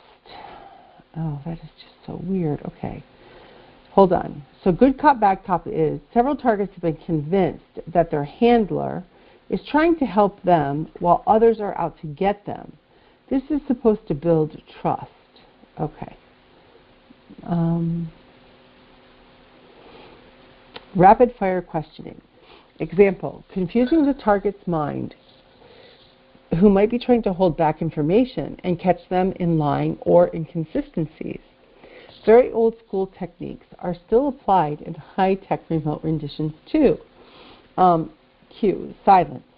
Staring at the detainee to encourage discomfort. Examples, stalking, invasion of privacy even while using the restrooms. V2K quotes, we are watching you.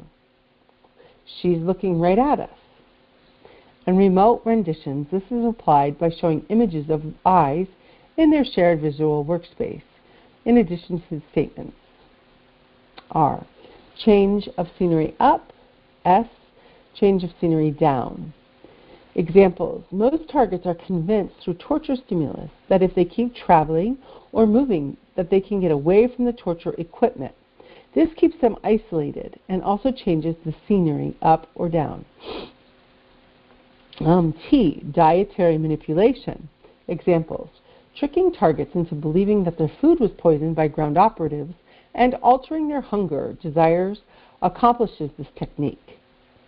A lot of you guys complain about that. So they trick targets into believing their food was poisoned by ground operatives and altering their hunger desires accomplishes this technique. Environmental manipulation. The examples. The sense of heat or cold induced into the target is often used in combination with techniques R and S. V. Sleep adjustment. Adjusting the sleeping times of the detainee, for example, reversing sleep cycles from night to day. This technique is not sleep deprivation. Example, almost all of our interviewed targets describe uncontrollable drop-dead sleepiness or the reverse. Research the Russian LIDA machine for an example, LIDA, LIDA machine, used to isolate the target from being able to work and can change the perception of time flow. W. False flag. Convincing the detainee that individuals from a country other than the United States are torturing and interrogating him. Examples. This technique is used beyond tricking people, which country is doing it to them. Victims of government torture are tricked into believing neighbors, bosses, and even agencies are responsible. Okay, W. So that was false flag. Convincing, we're going to repeat W. False flag. Convincing the detainee that individuals from a country other than the United States are torturing and interrogating him. Examples. This technique is used beyond tricking people, which country is doing it to them. Victims of government torture are tricked into believing neighbors, bosses, and even agencies are responsible. X. Isolation. Isolating the detainee from other detainees. Examples. Self-explanatory. But in remote renditions, this is done through paranoia induction, pain, emotional control, and ALICE, A-L-I-C-E, chatterboxes. The internet is a barrier of remote renditions as victims have formed support groups. All this was released by the Pentagon despite the un-American values of many grotesque humans hiding in the crevices of national security. The reader should also look up the torture memos that have since been called sloppy legal reasoning and illegal. They were also disputed to be released by the CIA directors, but thanks to the great President Obama, a real America sent on an internationally legal and moral path, they were released. Huh? I don't think he feels that way about him anymore. I don't know. I wonder. Interview side note. Interview with a Chinese dissident. Question: what made you ask for political asylum in the U.S.? Response: I believe at the time that the Chinese government was torturing me using some kind of mind control radar weapon. I realize now that the U.S. tricking me to come over to spill dirty secrets about the Chinese government. I was used for U.S. propaganda on international news. Every civilization and country has its history of torture tools and techniques. Some of these gruesome devices can be viewed in the Torture Museum in Amsterdam, Netherlands. The downside of torturing in modern civilizations is the public reaction to visual evidence of pain, death, and blood. The United States has overcome this problem with use of neurological weapons and invisible pain rays. Let's take a look at some of the common physical torture methods released by the CIA and Pentagon, and then compare them to their neurological weapon techniques equivalent. These techniques are often euphemistically called stress conditioning or trauma-based conditioning. Number 1, stress positions, forcing a detainee to hold an uncomfortable position for a long time. 2, slaps in the face, using an open hand or book to slap in the face. 3, pressure points, pushing on eyeballs of the detainee, kicking them in the groin, putting their heads in a vise, putting pressure on their chest, grabbing their throats and choking them, putting objects deep into their ears, hitting their eardrum. Excuse me. Let me take a drink here. Okay.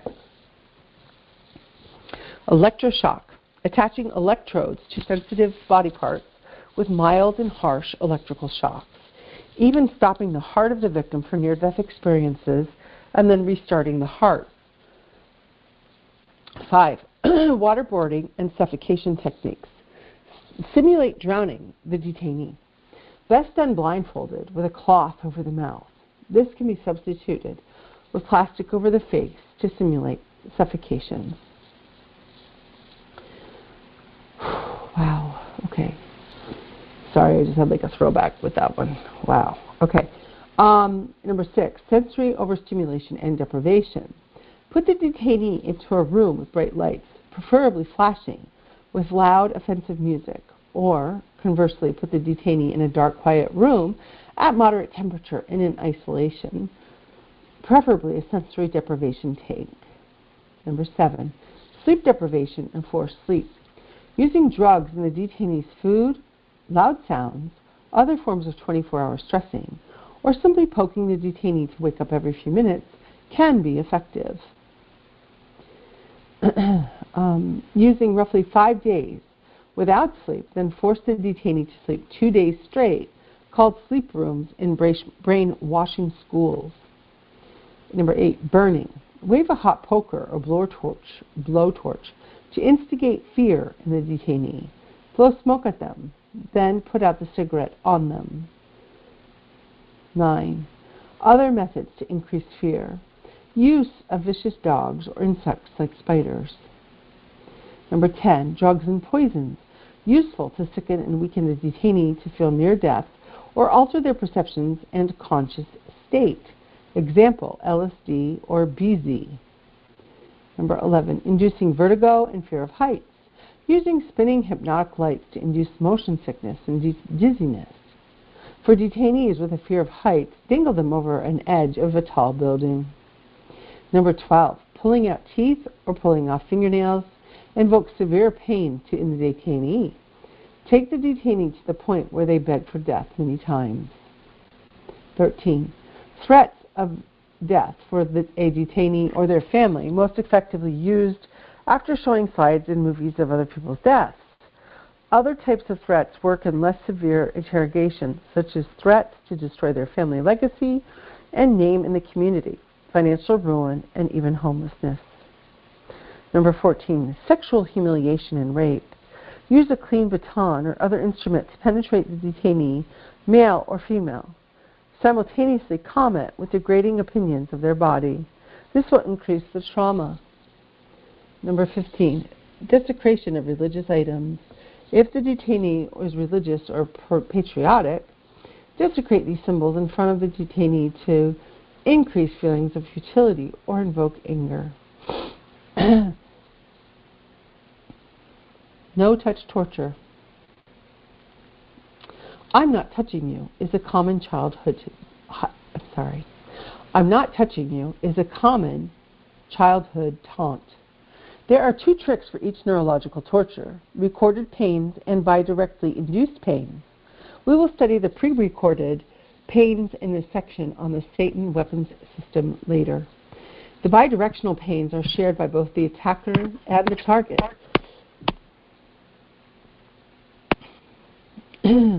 Example, if the attacker pulls out a chest hair, both cybernetically hive minds will experience the pain. However, this induces a trauma in the target and not the attacker. This works psychologically. A driver of a car doesn't get car sick, but the passengers do. Or a rapist and the victim experience the same act, but the one who isn't in control gets psychologically damaged.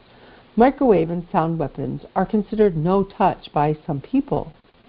No-touch torture serves many purposes over traditional physical-only torture. It appears less harsh to observers than in the public eye. This is very untrue by the person being tortured. Because of this appearance, they believe it bypasses many torture treaties and U.S. laws. No-touch torture offers a good level of denial since it leaves no marks on the body, except those that they trick into self-inducing. Self-induction of injury is really criminal manipulation of the circuits of the target mind. Most assume torture is only used for interrogation in war. This isn't true. No-touch torture is more commonly used against the public and not enemies. It helps give torturers their practices, test public belief systems, study post-traumatic stress disorder by inducing it, and gather ingenious ways for revenge to prevent or use on other countries. No-touch torture still includes the same list as physical torture: stress positions, greatest fears, drowning, fire, height, poison, threats to loved ones, pain to sensitive body parts, throat, groin, ears, head, heart, offensive images, sounds, tinnitus, rock music, etc., malodors, tastes, sensations, threats, bribery, and blackmail, etc. Comparison of torture techniques from the list above using experimental, neurological, and no-touch torture technologies with behavior modification trickery, self-induced destruction methods.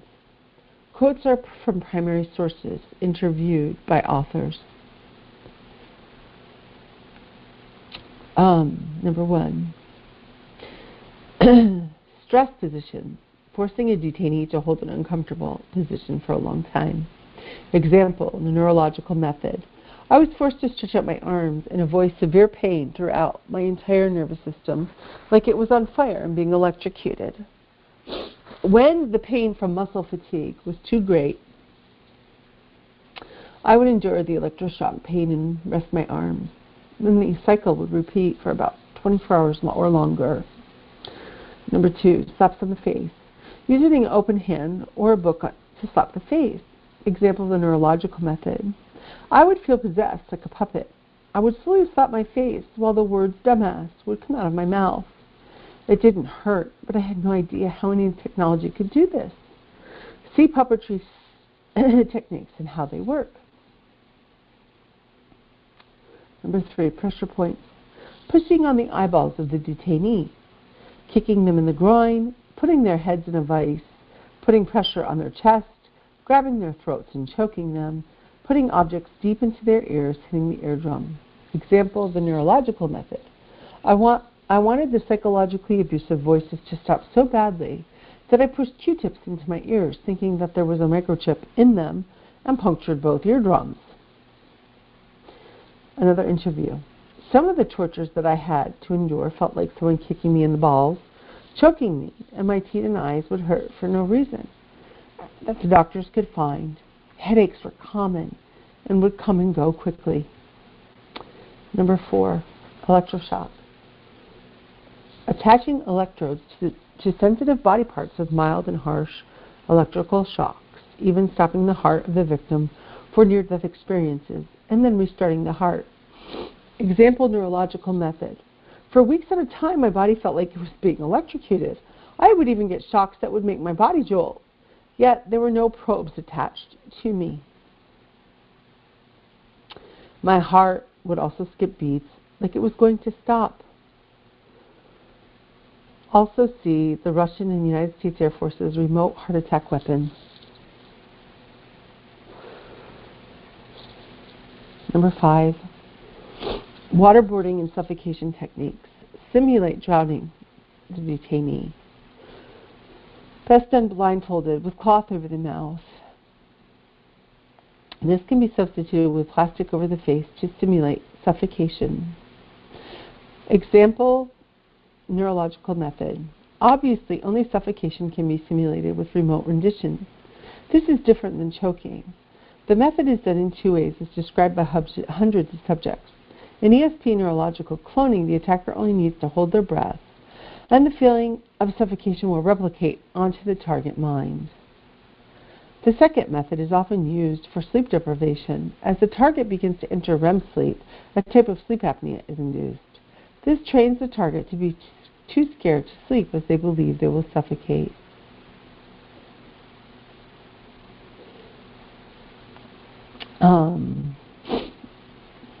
Number 6, sensory overstimulation and deprivation. Put the detainee in a room with bright lights, with loud offensive music, or conversely, put the detainee in a dark, quiet room at moderate temperature and in isolation, preferably a sensory deprivation tank. Number 7, sleep deprivation and forced sleep.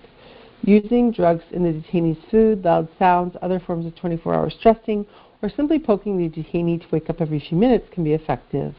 Use roughly 5 days without sleep, then force the detainee to sleep 5 straight days. I'm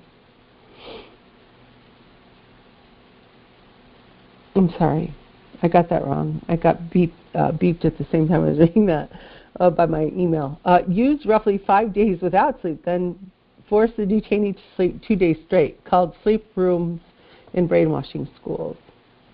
Number 8, burning. Wave a hot poker or blow torch to instigate fear in the detainee. Example of the neurological method.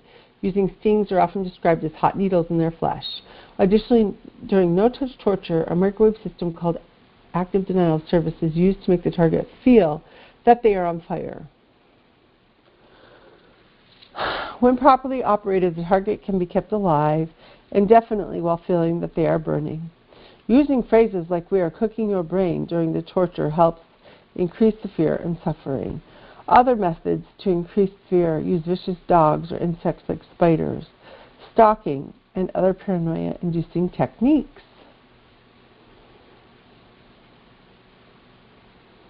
Drugs and poisons. Useful to sicken and weaken the detainee. Example of the neurological method. The effects of all drugs and poisons can be induced using neurological methods. Number 11, inducing vertigo and using fear of heights.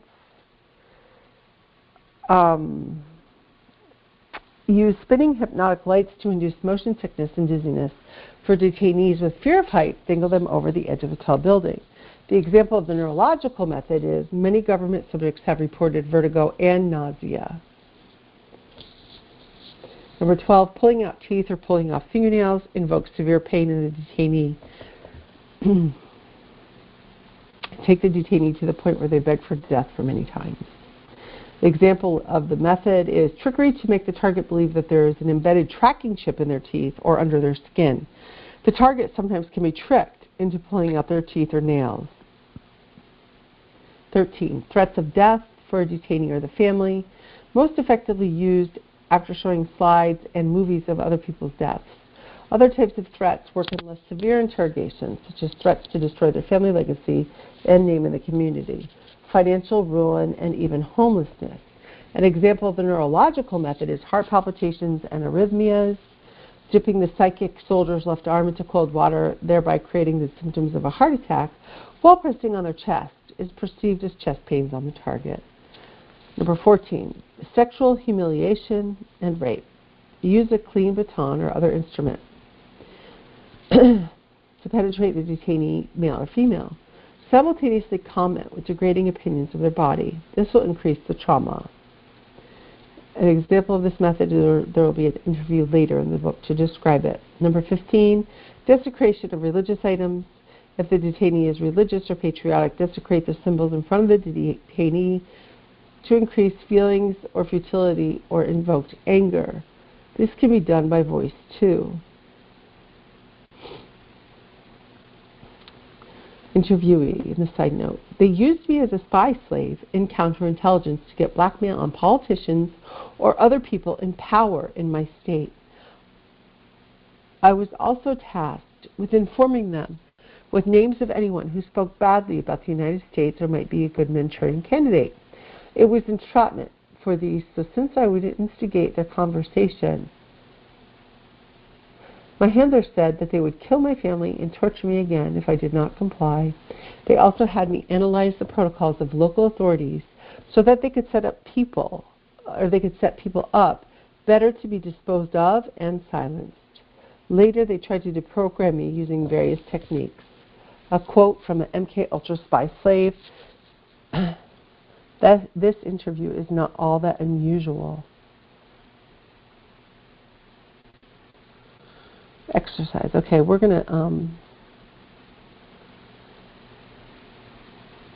assignment. Below are some pages pulled from the Pentagon documents. Read through the techniques, come up with a couple ways for each technique of how they can be done using cerebral cortex cloning and neural sycophony trickery. I can't read that. That's a struggle. Those aren't good copies. We'll have to talk to Dr. Duncan about his copies of things.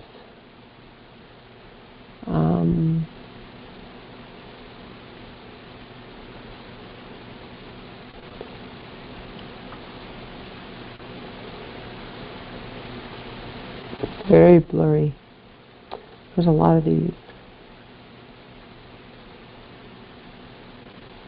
Okay, we're going to stop here. False confessions for staged courts and media events will be our next topic, and that's page 174. I gotta write this down.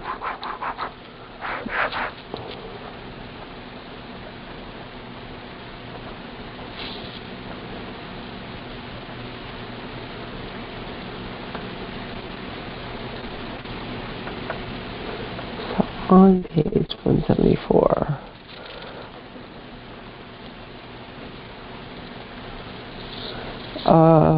False confessions for staged courts.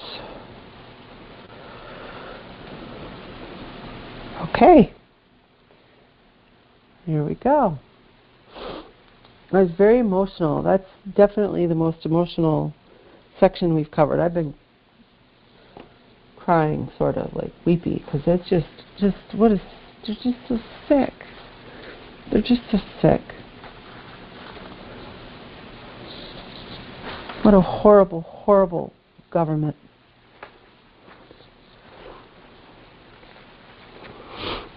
It's horrible. And everything he says has happened to me. Parts of it, you know. It's awful. They used to try to drown me almost daily for years. And they would mock me. They would use the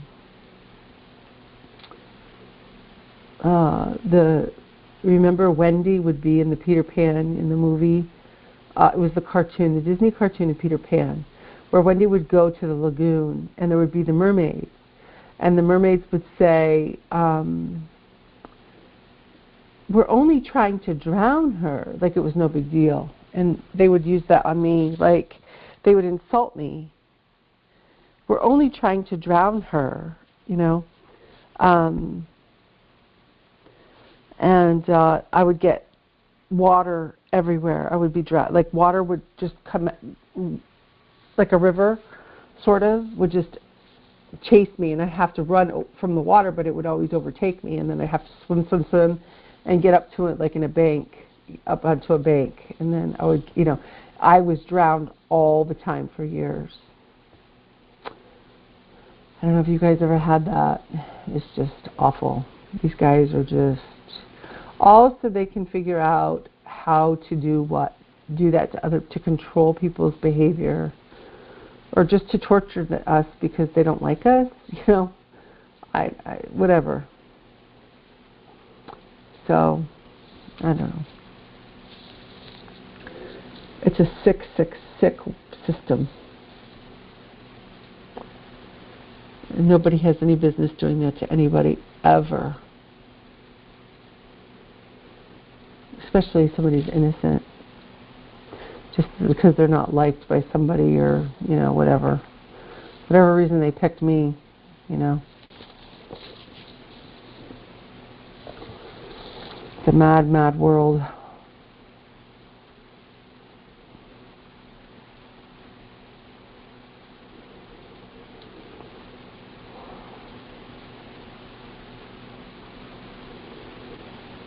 Come on, my computer's chugging along here. I'm in blackout. I hope you can still hear me.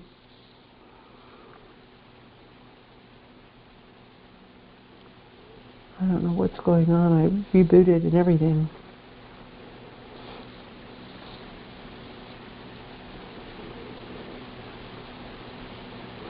Guys, if we get disconnected, just call back in, okay? I don't know if it's going to crash or what. It's freaking out.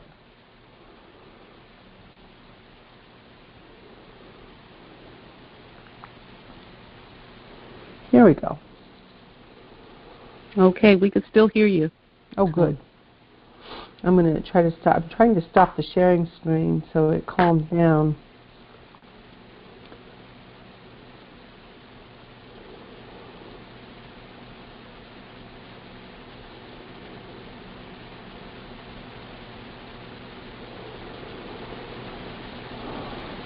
Okay.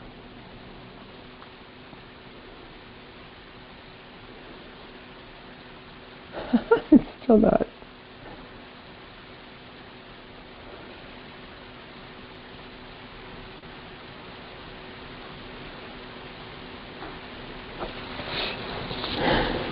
Why is it freaking out?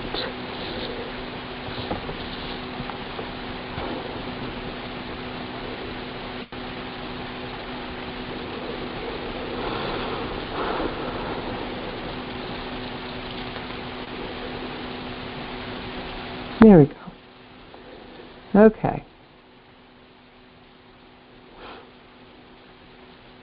Nope.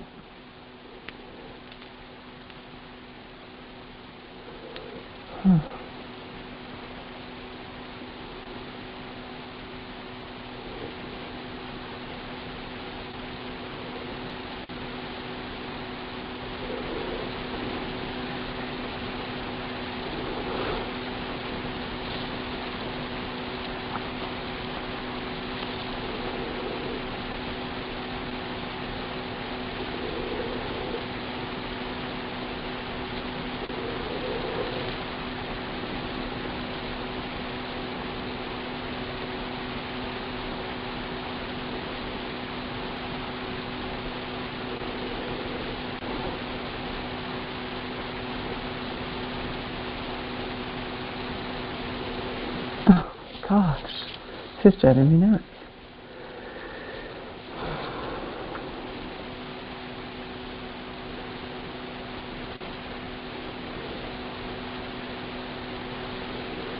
Can anybody hear me? We sure can. Hi, you guys. I had a thought. Well, I've had this thought before, and I don't know. You know, these are bits and pieces of stuff that I've gotten over the years from doing research. And if I'm wrong, you know, just correct me. So trying to figure out who's doing this, that's our target. So I used history as an example that maybe this is a similar behavior. Okay, so the first one is the Aztecs. The Aztecs become a psychotic civilization that's basically wants to dominate the world, and they're conquering these small groups of natives, and there's infighting and conflict, and they're incredibly powerful and beautiful, and it's basically like Wall Street meets DC. Then Spanish Europeans come into the shore while they're having these fights, and the victims ask for help. That's a known story and a fact. And so it's not like a mistake. It's a desperate act from victims saying, we'll do anything to escape the Aztecs. And then everyone loses everything. The second one is Egypt. Akhenaten, who basically comes up with the God concept, the Christ concept, the Son of God, literally the Son. And the Aztecs also believe in this concept. And lots of people build pyramids. The Egyptians dominated the planet at one point. They kick Akhenaten out. They find him a threat. He builds a new. He tries to build a new city. It becomes successful. He's got billions of people around the world that follow him, and it's King James Bible. It's based on this Egyptian guy's concept, and it's a revolutionary act. The Egyptians become psychotic with each other. Other African groups are tired of them also. They're enslaving blacks across different parts of communities. And then the Romans come, and they ask the Romans to help them eliminate Akhenaten. And he's slaughtered, and he's hung on a cross and murdered. And the occult following starts, which is Christianity. And the Egyptians lose everything to the Arabs and the Romans, and it's depressing. Then the Romans do the same thing. The Romans end up they do contract hiring for military people. The Khazarians used to be the Romans hire contracts. There's some type of contractual kind of military hiring where you have your own government and your military for the government, and then you need more persons to fight. So the last example, and then you tell me if I'm wrong or not. So America, Iraq, there are these private citizens that develop weapons, and they're capitalists. These are private companies that make weapons and sell them to the military. And so these are like Raytheon, Lockheed Martin, and they are basically the most powerful people on the planet at this point because they sell weapons all over the world. So they're not either under the guise of like capitalist private companies. They're traders, and it's a clever contract that they're contractors with contracts, and the government can't stop them.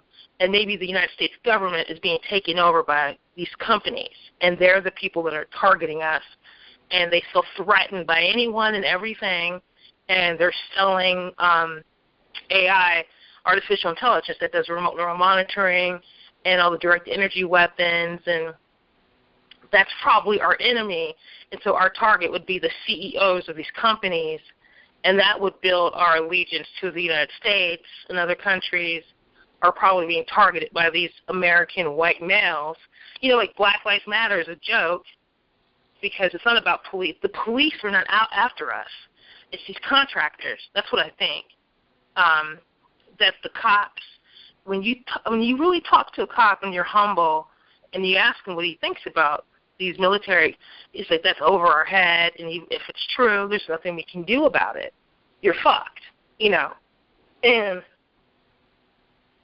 if we expose them globally and then try to get people to build up to ally with their own, their own nation, if a contractor from the United States sells weapons to Russia or sells weapons to China or Japan or London, and they have offices all over the world, based in George W. Bush with the World Trade Center when they take it out, that there's moles that are probably in the government but it's really, greed.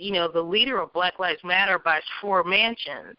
Well, she's not going to build bombs, and she's not going to. She really bought 4 mansions? Yeah. Now, this is greed. It's just kind of shit that happens in Egypt. But wait a minute. Is it money raised? How's that money earned as the leader of Black Lives Matter? Oh, wealthy whites, wealthy blacks gave the organization money, thinking that she would organize blacks to stop looking like fools. But she made a fool out of all of us, and including the human race. Like, she literally looks like some kind of, Egyptian bitch, She took the money and built a castle. Wow. Yeah, do you remember? Wow. Right. Now, see, money, this is the thing. When the United States military was in Iraq, they asked for help. And these loser rednecks who wanted to pretend to be soldiers for, Lockheed and all these old school companies said, oh, we'll come kill Arabs for you. And they are now, collectively trillionaires. And if you go look at the map of Lockheed Martin, they have an office everywhere. They sell weapons to anybody, anywhere, to whomever they want. And Nancy Pelosi and Biden and Trump and Abraham Lincoln, there's not a president that can stop them. In fact, there's quotes from the old presidents of the past, back as far as slavery, where they say the Jesuit army is the biggest traitor. These assholes are are going to develop weapons. Yeah. And I don't know the laws about private ownership of your company. This is your Black Lives Matter is a company, right? So she's going to be a lesbian in a mansion. All right, that's kind of cute compared to Lockheed Martin slaughtering our brains and uploading our data onto a computer. I'm Ellen. And then selling our brain and buying brains in Europe and Sweden and Ireland. I mean, they're accumulating the brain activity of people around the world, and it started here in the United States. Well, it didn't start here. It started in Egypt. I don't know about that, but, I've been a target since 1994. So, my father was a target in the 70s, most likely. So my whole family was monitored. I remember having high-pitched frequencies in my ears as a kid that I thought was ooh, what's that? That sounds, is it kind of like the ocean when you listen to a conch shell? I couldn't figure out what I was listening to, So that, it's to develop these weapon systems all over the earth, and have various groups gotten involved, of course, They've helped manufacture them. Lily, the money and the people and the manpower for Occupy Wall Street, all the protests in France and the Arab uprising, these are basically the people that we need to expose R&M and brain hacking. I shouldn't be at my elderly mother's house. Today I was Wait, sorry. Listen, Frank, are you on? I got to reboot my computer. Frank, was that Frank that interrupted? Frank's not on. Jesse is. Oh, hey, Jesse. How are you? I didn't want to close the app. I thought Frank could have it open. Bummer. I'm happy to hear from you too. I'm not disappointed because it's you and not Frank. Well, I didn't mean to come in like that, but just take a break, put yourself on mute, and come back.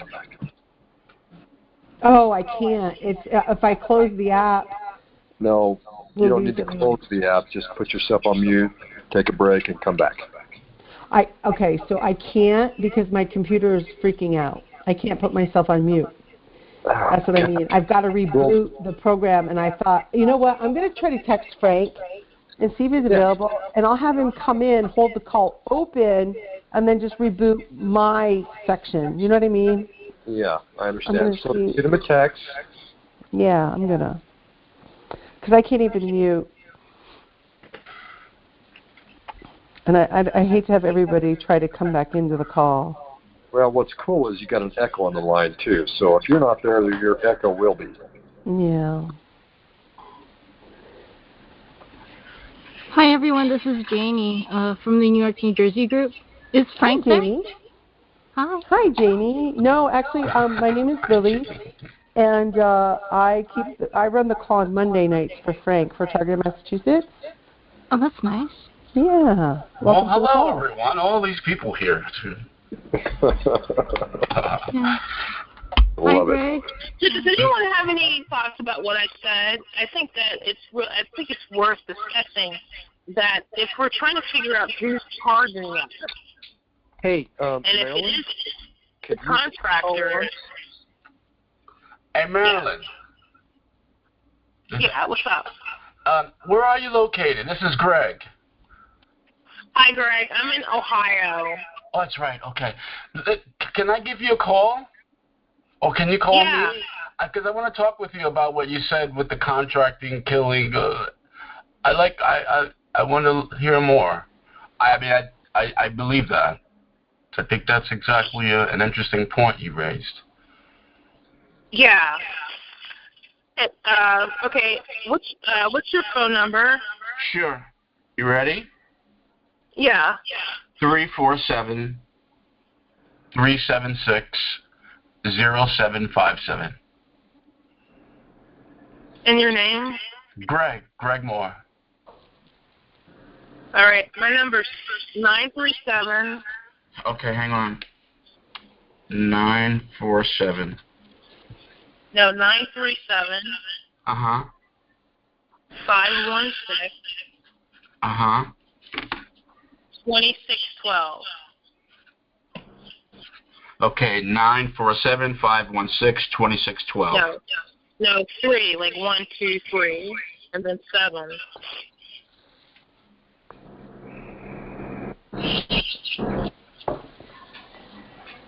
I totally missed out. I'm not hearing anything with this at all.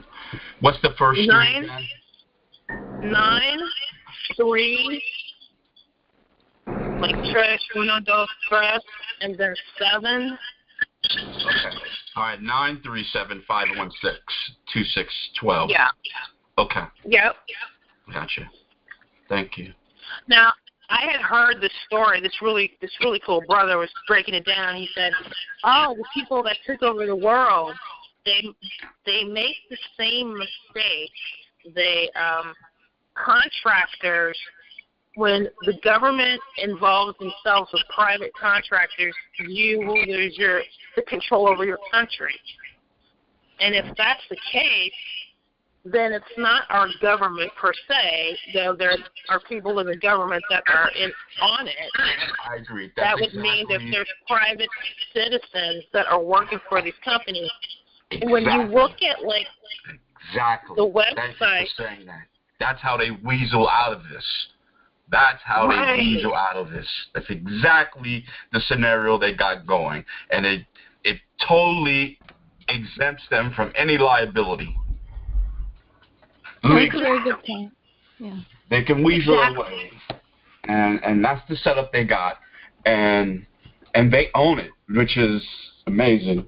But I believe that's what they have. I mean, that's how they've been doing it, because just look at the multitudes of targeting and the complexities of it, and everyone's got a different story. You can't just sprout this up overnight. This is orchestrated, and they're the masters of it, and it's a fucking mess. Right, and this is why, small communities in really poor countries, you say, there's some Arab woman in Spain. Yeah. It's like, why are you hearing synthetic telepathy in Spain? We're all hearing each other's voices. We all have the same type of targeting. Yeah. It's a global thing. It's a global thing. And if you look at the offices of Lockheed Martin around the world. It's amazing, right? And they did it at the fucking World Trade Center fucking scam, man. I mean, that was cool. That the whole planet mourned the loss of that. Those towers. Yeah. 4,000 people lost their lives, and it turned to dust. Remember that? Yeah. It was dust. There were, you know what I'm saying? They used some kind of directed energy weapon on the World Trade Center. They did. They're way past testing, really. That was a professional demolition, hands down. But it was due. Well, whatever hit that, I mean, I looked at it 1,000 times, and you could see the plane. The thing that troubled me just on one point when you look at is the impact. It just, I don't know, it looked like it went in invisibly and then it exploded. It wasn't like boom and it, like you would expect an explosion, but it dove in and it looked like the impact happened in the interior. It's just that little speck. When you watch the video, just look at that, and that's, I've never really seen that. Imagine poor white trash getting hired to work for these companies, and overnight they become millionaires. You know, they're not soldiers. You know what I mean? Like, it's so devastating that a country, their military is basically hiring and recruiting losers from their country, and the losers take over because they're psychotic. Yeah. It's like Wall Street. Sounds like my Well, like Wall Street is not necessarily evil, but the people that get access to being a banker, like it became so easy in the 70s and 80s to be a Wall Street banker, like all these kids. I don't know if anybody's been in New York City, but you will run into these Wall Street bankers. They're like 20 years old, and they're psychotic, cokeheads, and they're all, and they're making hundreds of millions of dollars, and they don't care about you. And it's the same thing for contractors. And the woman from Black Lives Matter, it happened to her. Like, she totally sold everybody out. And she's some communist black bitch who went to L.A. and bought like 4 mansions. That's how these guys, she was a poor chick from the ghetto, and now she's like a multimillionaire. It's just like greed is taking over the world, and imagine a bunch of men saying we could control the whole planet. We don't need the fucking World Trade Center.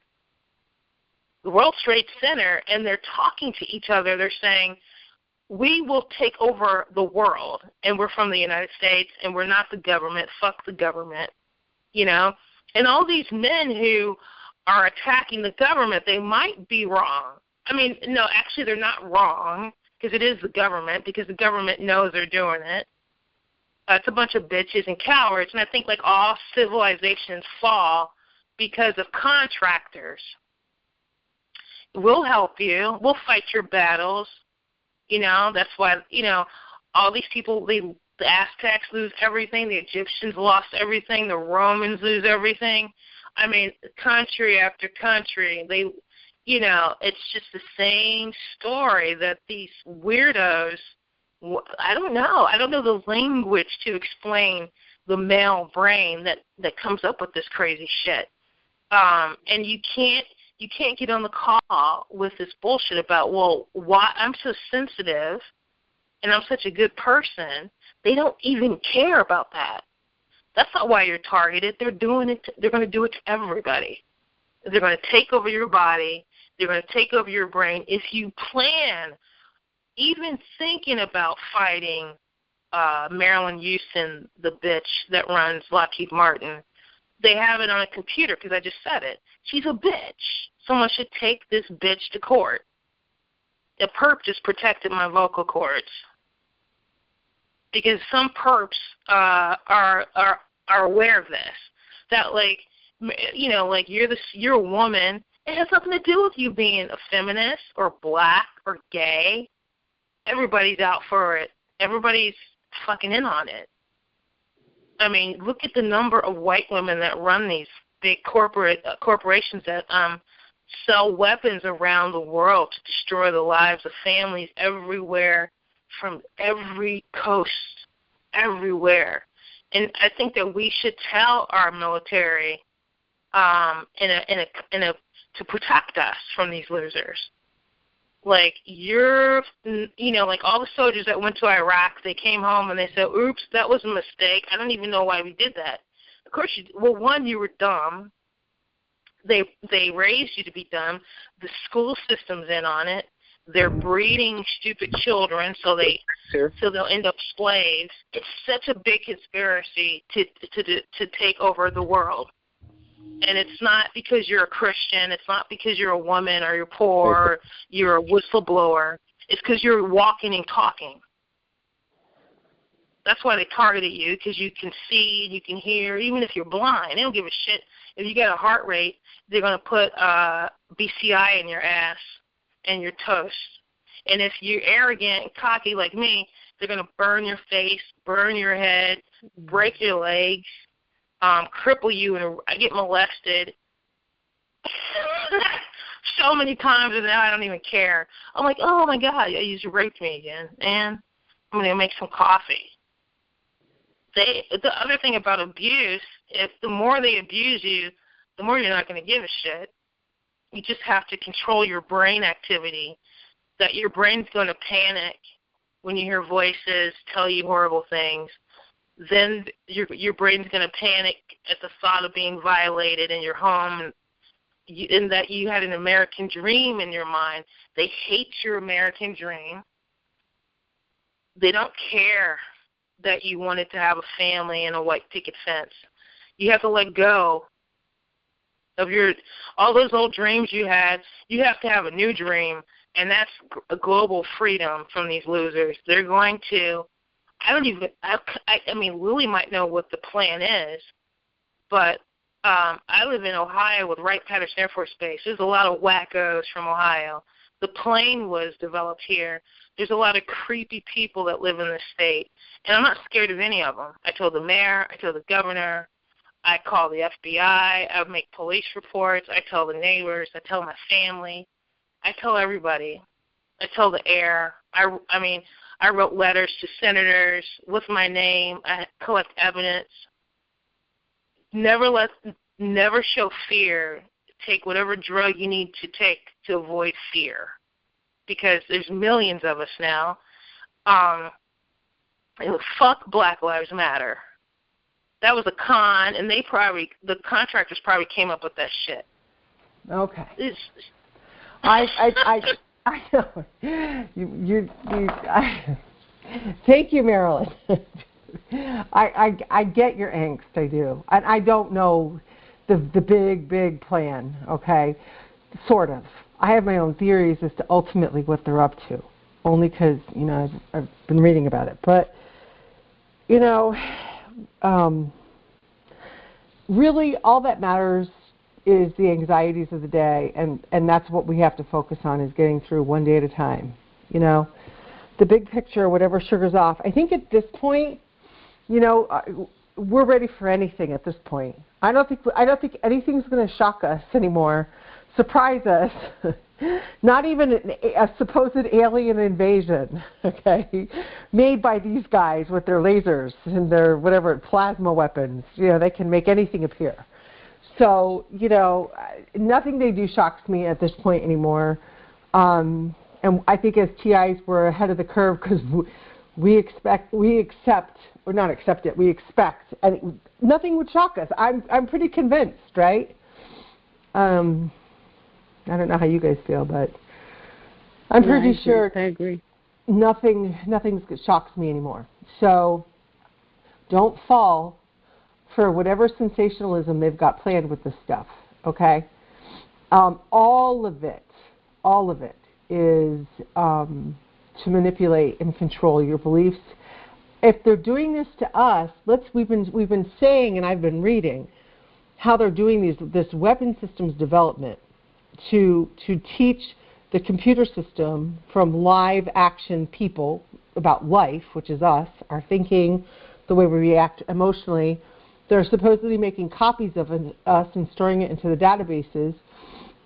Well, if that's the case, then it's got to be for a reason, and that has to do with controlling everybody else's narrative, okay, to see what they can make everybody else believe.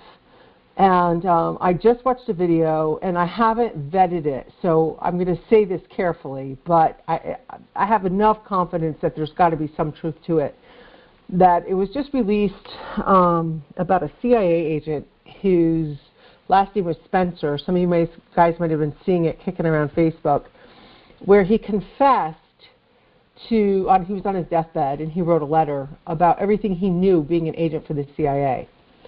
And he went into all the scenarios he thought about aliens, how they were real, they were manipulating the way people looked, and their eyes would turn dark, and all of these stories about aliens and air bases, and then it turns out at the end he said it was all fabricated, all of it, and that they used those situations to be able to manipulate and invent this ginormous scenario, worldwide conspiracy that aliens are real, because it's the ultimate religion changer.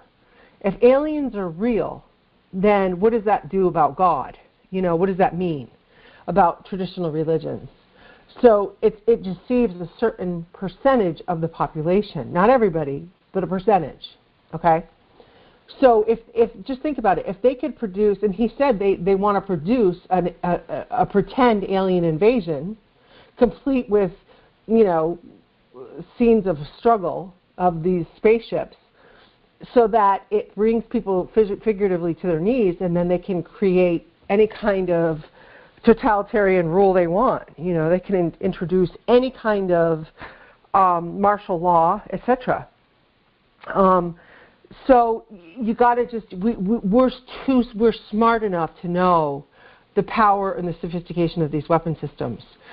He even discussed the whole thing about kidnapping people from aliens, kidnapping people, all of the abductions, all of it was all staged. So it was really interesting, and he also talked about other things too in that video. I think it was on Rumble. I think that's the name of the publisher. Published it on Rumble, and it got circulated on Facebook. So I'll try to find it and put it in chat. It was really interesting. I actually just posted a link. It's on YouTube. It's a different one they're talking about, Lily. It's a different what? It's a different link than you're talking about. Oh, but it's the same video, the 15-minute one? It's a similar energy. This is the good part of the CIA. The good part of the CIA. Oh, okay, you lost me. I'm talking about a CIA agent doing a deathbed confession. Is that what this is, what you're talking about? Because I'll go look for it if you don't have it. This female that is so naive. Oh, okay. CIA for 20 years, and she has no idea about the evil that the CIA does. Excuse me. Oh, okay. So it just kind of brings to light that anybody can be in this form, this presence, you understand? Yeah. But there are good things that do come out of the CIA. But not very often. Not very often. Yeah, I don't know. That's a loaded statement. I was asleep at 3:30 in the morning last night, and this came on my phone. I had it broadcasting to my TV, and I just blurted up out of my bed. And there she is talking, and I'm like, you cannot be serious. I had to watch it in 3 segments because I didn't believe her. I did not believe her. And then I realized she was actually just a naive person. Yeah. So I just put in the chat the deathbed confessions of a CIA assassin. It's a 14-minute video. So the link is there if you guys want to see it. It was really interesting, you know. He talks about some disturbing things, you know, done by the CIA. So it seemed legit. It was his friend who was reading it, his confession or his letter. I guess he wrote a letter stating everything he knew that he wanted to become clean about. So, can you tell us just a little bit more about some specifics? You know, we could play it. I can play it, and you guys can listen to it. I'll try to share screen with it. I've never done it before. I think Frank can help you. He's on the call. Oh, Frank's on the call? He is. Ew. I don't know how, because he said his computer was down. He must be in on his phone. Maybe he's just listening. What are you trying to share, Lily? So there's this new video that just got published on the 27th called "The Confessions of a CIA Assassin." It's a 14-minute video where he discusses. Okay, just go to share. Wait a minute. First. Change your view to compact view. Okay, where's that? Oh, you mean just minimize the app? No. It'll say view. I think I haven't got the computer on, but it'll say view, and it's right next to the arrow. I got it. Yep. Okay. Compact view. All right, hold on 1 second. Oops. Now where to go? View. Got it. Okay, view. So I want compact view. Okay, then what? All right, wait till you get that up there. I got it. Yep. All right. Now pull up the video that you want. Oh, okay. Let me know when you have it up.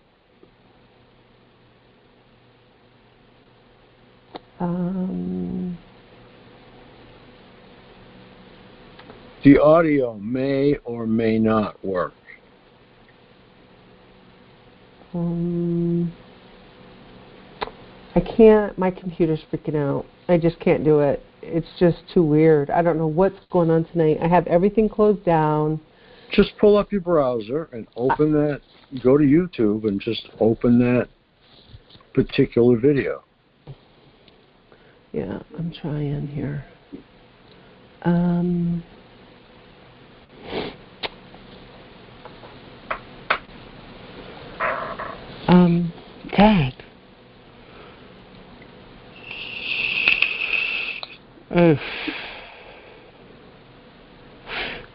Anyway, you guys keep talking. I'll just mess around with this and try to figure it out. If I can get it on. Yeah, it's not Hi, Frank. on. This is Janie. How are you doing tonight? Hi, Janie. How you doing? It's been all right. It's been pretty busy. We're gonna try to do stuff for the Cry Out rally. Maybe start some traditions out here in New Jersey and New York. And good. Yeah, we'll see how everything goes. Yeah, and then I know Greg is on the call. He was talking about me talking with you earlier. Greg, are you there? Greg? I guess Greg left. Greg, are you there? What's the Cry Out rally? The Cry Out rally is basically trying to get TIs together, and not just TIs, but everybody as much as we can, to start addressing issues about how people who have been targeted with these microwave devices are not getting the same attention as the CIA agent and the diplomats. Yeah, I've been pushing that for like 2 years now. And the diplomats are getting actually extra medical attention. There passed a bill that gave all the diplomats in the CIA. Sorry. That's okay. I think that'll splice by itself. Yeah, I know it's been the past couple of years, and you're trying to get attention for that. Yeah, so we've gotten a lot of attention to it, and we'll get a lot more.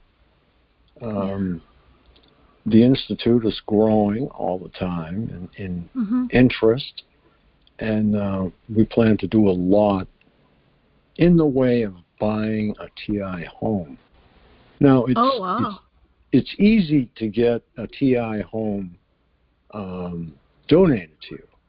What you have to do is have the funds to back it. Okay, I guess Lily's ready to go. Okay. Now, Lily, what I want you to do is go up to share. Oh, cheapers. Up to share? Okay. Yeah. There's a little picture of a video screen. The icon.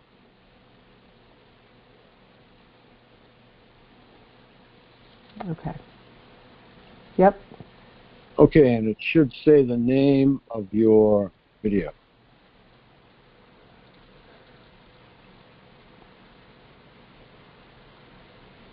Nope, I've got it. Okay, now click down below. Don't share anything else. Yeah, it should just say it's just the screen. All you can see right now is what? Does it look okay? Yeah, just maximize the video. It should take the whole screen and get rid of the browser. I did. It didn't. I've got the browser, so. No, down at the bottom.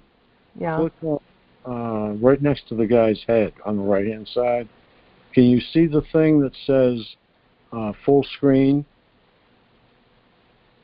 The view? No, actually on the video itself. There we go. Okay. But then I get this little thingy here. So we just have to put up with that.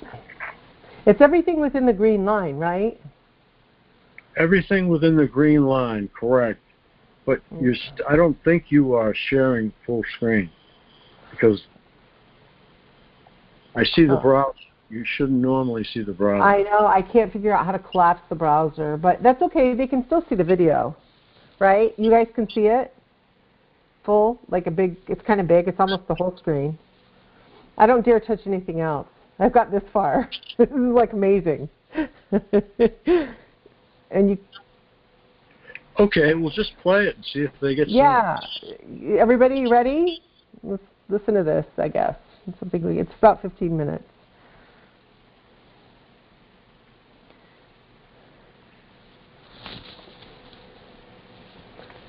All right, I'm not getting sound, so that's one of the things that they have to work on. But what you can do is turn your phone on and put your phone next to the mic, and it will be a little bit delayed, but they'll get the audio. Yeah, if you guys couldn't hear that at all, nobody could? Because if you can't hear it, I can't do that with my phone because I don't have the free conference call downloaded on my phone. You don't need it. Do you have YouTube? This isn't on YouTube. It's on Rumble.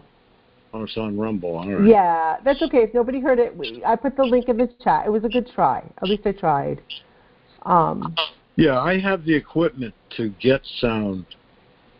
That's why I share things. I share videos. Okay. Well, I'm sorry. I tried. Oh, that's okay. You did a great job. Okay. All right, continue. I interrupted you. I just wanted to say to Janie and Greg, get back to me. You can call me at 508-857-8334. You can write me at frank@aihr.foundation. Because any monies that would go out to support something like that would go through there. Hey, Frank, can I send you $50? You sure can, sir. All right. Watch for it. Okay, just go to our site by computer, and you can go to Targeted Massachusetts. The donation, it says right on it, it goes to the Allen Institute. Got you. Thank you. All right, thank you, Bud. Thanks, Frank. All right, and I want to work in the Northeast together with everyone. So the Northeast is tied up. We have individuals that are way out of state that are numbering our states as theirs, and we don't even know them. So it's time the Northeast got united, and we can do it. Does anybody have any experience with grant writing? Sorry to interrupt. Frank, hi, Frank. Could you please write it in the chat, the email address, please? Sure. Thank you. Do any of you guys have experience with that's okay, with grant writing? It's something I've got to learn. I've always wanted to learn how to grant write, but I've got to look into it further. And there's a lot to it, but I guess it's almost an art form. You know, some people are really good at it. Okay, I might have put a space in there. I can't tell from here. But here comes the email address. And I know Dot Foundation looks weird, but that's what it is. No, it was good. And I look forward to hearing from you guys. And Lily and I would like to work with you along with Robert. And we'll go from there. And right now, I'm probably going to hit the hay.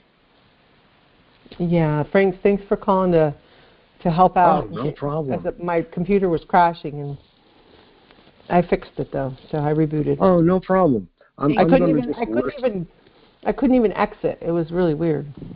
Yeah, I'm going to have a cup of coffee and listen. Oh, okay. I'm drinking tea. Okay. and eating chocolate chips for the super jolt of. Make sure you get Earl Grey. Right. Yeah. So we're at midnight here on the Eastern Coast. Check it in. The time. It's open mic, so anybody would like to say anything, please do. You're welcome to say hello. And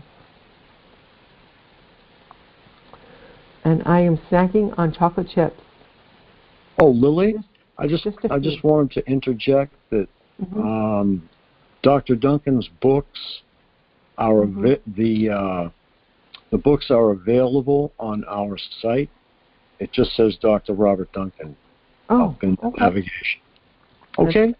That's good to know. Thank you. All right. We're almost halfway through, I think.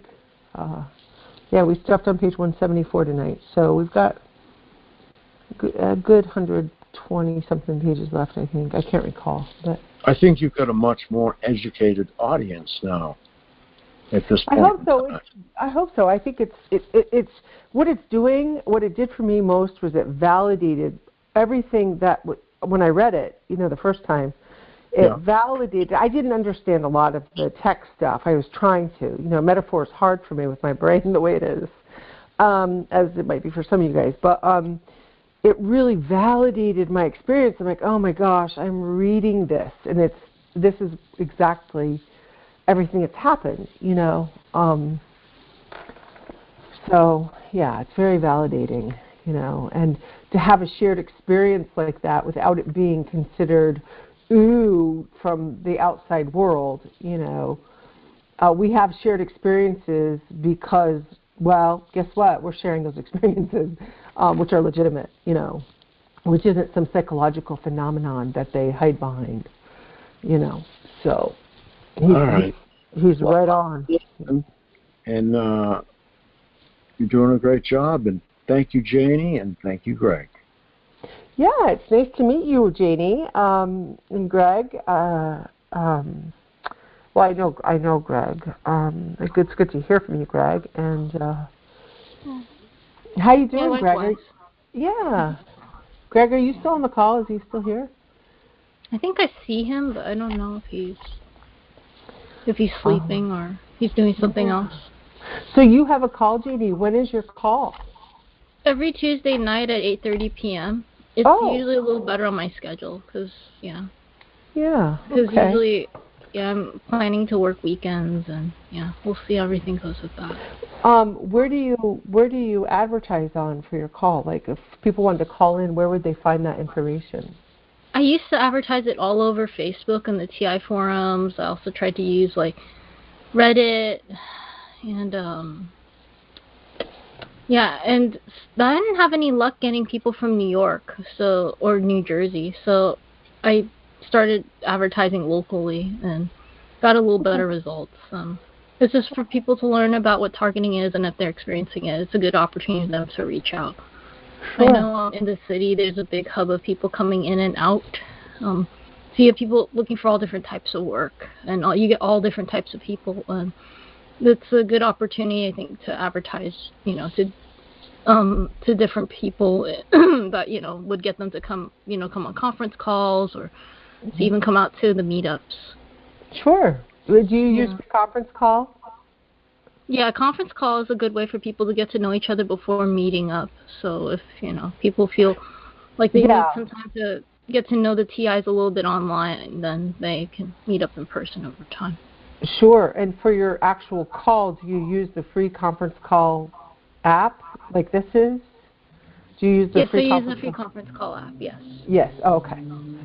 So if you want to drop it in the chat so people could have it, I don't think many people know about your call on a Tuesday. No, not yet. I haven't had a chance to really put it out there. People have been helping me with it. Yeah. But I'm also interested in stretching out locally a little bit more so people can learn about the conference calls. Yeah. Sure. Hi, Janie. It's Ann from St. Louis. I've been right here listening. I've gone to Hi, Ann. How are you doing tonight? Hi. I am hanging in there. Do you still have my contact information? Because I've been trying to get in touch with you for over a year. Oh, really? Okay. I still have your email. I can send you something tonight again. Let me just write a reminder. Mm-hmm. Can I give her my text number so she can text me? Because that probably if you want to, it's still ti91@protonmail.com. You're always free to send me something there. Okay, I was going to have you text me. I used to advertise your flyer for you because I've been talking to a TI. They used to live in New York that probably have a lot of insight. I've actually been in contact with several people that are lived in New York at one time or could, that love to add their testimony about what targeting was like for them since you're New York definitely. and New Jersey. And if you also want if you want to advertise my call and have people drop by, feel free to. Yes. In fact, I'm going to be helping on the TI hotline tomorrow night for the first time. I am looking forward to it. That's going to be really good, and I think it's a good opportunity to learn how people are targeted in different ways and different areas. Oh, yeah. I know, excuse me, I have a frog in my throat. The lovely microwave attacks, they can do that to your throat. Yeah, they've been trying to I noticed when they get my back and my lower back and my, close to my diaphragm, it seems like those places get innervated on my body a lot. So what nights are you, is it just Tuesday night at 8:30 Eastern time, or? Yeah, Tuesday night at 8:30 p.m. Eastern Standard Time, yeah. Because I used to come to your Saturday night call. I still have the number for it. So if it's at the same number, same access code, I already have your information. Yeah, it's the same number, same access code. Oh, that's good. That's good. That's going to help me a lot. So that'd be 7:30 my time for anybody that's on Central Time. Mm-hmm. Because I used to come to it because as a renter, that's how I learned about your conference, because we were on a call one night. You said, come to our call because we have so many people that are renting. Because as renters, people talk about building Faraday cages and changing out the windows and the paint, but that's kind of hard to do if you're renting an apartment. So I'm thinking the reason why it's so hard is because of shielding from something called wireless or radio frequencies. Since EMF fields are all over the place, it's really hard to shield from them. So the most I would recommend people to do is to protect their nervous system, if they can. That's going to be a big one, I think.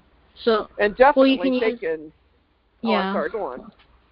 Well, from what I understand, protecting your nervous system is not misinterpreting the microwave, what the microwave's trying to convey to you, and then what.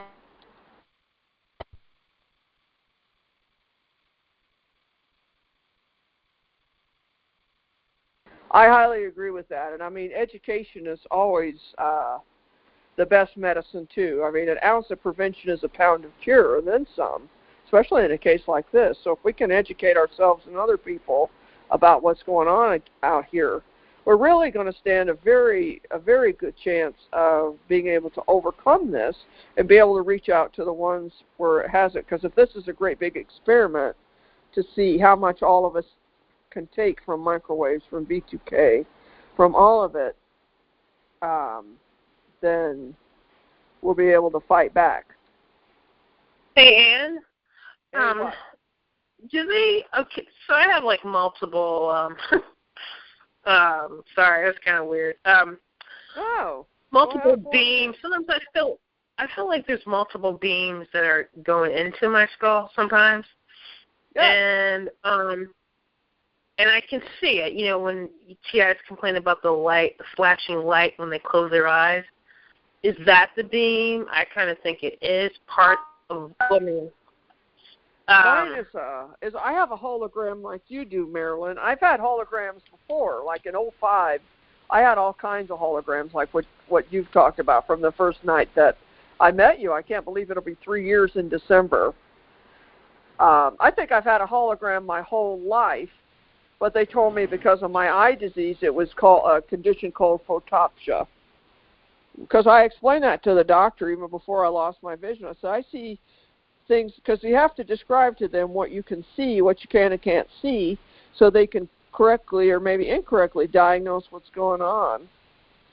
And then if they present your case to, some medical students are like, well, this subject can see this far away, and this is what they see.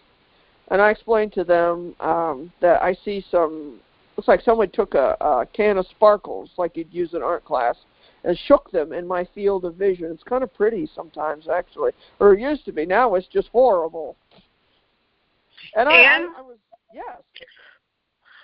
Okay, so the hive that is this group of people that are attached to my brain that torture me for fun, I don't know, they mind-controlled the last year they have totally mind-controlled each other in such a way that I should be able to I should probably get their information pretty soon. Well, but one thing that they do is they mind control me to not see certain thoughts of other people.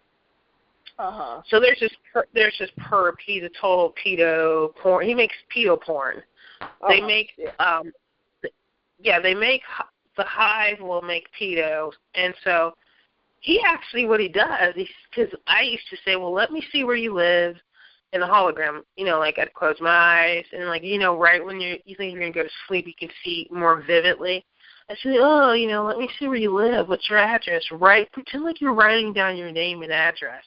And this shit used to work years ago when I would do it. Now they're so clever. But he blocks me from seeing a lot of stuff for whatever reason. So they're doing all kinds of crazy, perverted shit in my head, near my head.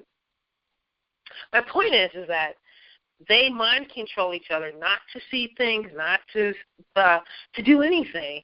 So there's a computer program where you can type in something. If you play this in your headphones, you say, I don't feel microwave pain. You're not microwaving me. I do not see the holograms. I will not be mind controlled. I have my own brain. I will not obey. Like you could program your brain to defend itself against a lot of this trash that other people are putting into you. Yeah. So one interesting thing that they do, they mind control me to feel pain, crippling pain. And then someone will say, then another person will say, no, you don't feel pain at all, and I don't feel it. So they contradict each other. Well, my point is that mind control is real, and we could mind control ourselves. We can mind control ourselves to get free. We could mind control each other to think better as TIs and get free from these losers. I think the other thing I want to say was that wealthy people are probably recruited into this group, this global network. I think they feel threatened by wealthy people. So say like Mark Zuckerberg's kind of a goofy dude that came up with something clever, the military or the contractors feel threatened by him, and they will handle him and his company and take it over because now he's too powerful. He's powerful enough to buy weapons at this point. His friends, so he has a whole segment of the population that can buy a satellite, buy other people's satellite. Bill Cosby tried to buy a satellite with Ted Turner, and then he got set up for rape, and he got sabotaged, and a lot of people thought it was because he was black. It could have been something else. That wealthy people, if we could advocate to them and kind of beg for help, say don't join the enemy because your child's going to hear voices and they're going to look through your child's eyes. It's better not to join the Illuminati or Lockheed Martin because now everyone has access to Facebook. So like being the Black Lives Matter woman, she's about to make an incredible amount of money, and there's a whole movement of the perps in these companies that are targeting young black kids. And there's when I first got on the calls, there weren't that many black kids that were targeted. It was mainly white men and white women. And now, in the last few years, it's like thousands of 20, 30-year-old black kids who are hearing voices, and there's Black Lives Matter TIs, even hardcore Christians, just people who are rebellious. I think that's one of the keys to why they target some types of people in an aggressive way. That they're rebellious, they're contemplating revolution, they're contemplating big movements in their psyche. And I think they get picked up by the computer, and then the computer makes a list of people. This person had this thought. She wants to see, she's a 20-year-old girl from Atlanta that wants to be in a revolution, and then she wakes up and she starts hearing white men. I tell her to be quiet, and she gets scared. But that's basically what they did to me. I used to sit up and I contemplate big things what is the difference between Karl Marx and all these other political economic systems, and why are black people kind of slow when it comes to making money, and what is money and how does it function? Once you start thinking about the economy, because they want you to go to work and be a slave, and it just got worse. The more I was thinking, the worse my life got. And then my targeting got so bad that I just decided, I was like, well, I'm not going to think. And that's when I started talking to Frank. I was like, oh, God. I even stopped reading books just to avoid attacks. Well, you can call me, don't you? You can reach out to me. I'm on 3 different lists to help other targeted individuals. But how's your new job going? I meant to ask you about that before I forget it. Man, I heard you have a new job. Is that true? Yeah, it's my old job. I answer the phone and I take orders for food. I get $10 an hour, and sometimes I have to mind control myself not to panic or feel fear or get sick. So I am trying to learn, which is a very cool Asian. The Asians have kind of mastered that kind of stuff where control your own body, control your own mind. I will keep my job. I will make money. I will come in. I mean, they sleep deprive me. They rape me so I can't go to work. And, you know, and I say, fuck you. I'm going to get in the shower and I'm going to go to work. You bet. Yeah. There's so many remote jobs that are opening up, too, all over. Even if you're, because that's the idea. They want you so disabled that you can't do anything except focus on what they're trying to do to you with their entrainment and all that and other reasons. They try to get you on such a limited income, and then you're forced to take insurance. You know that's not good for you, so they can have means of just milking the health insurance, you know, for their pleasure. Like, well, we want to put you through you should always have medicine. You should, if you do get your job, because now they have jobs. The key to my success to keeping my job is I make black coffee in the break room.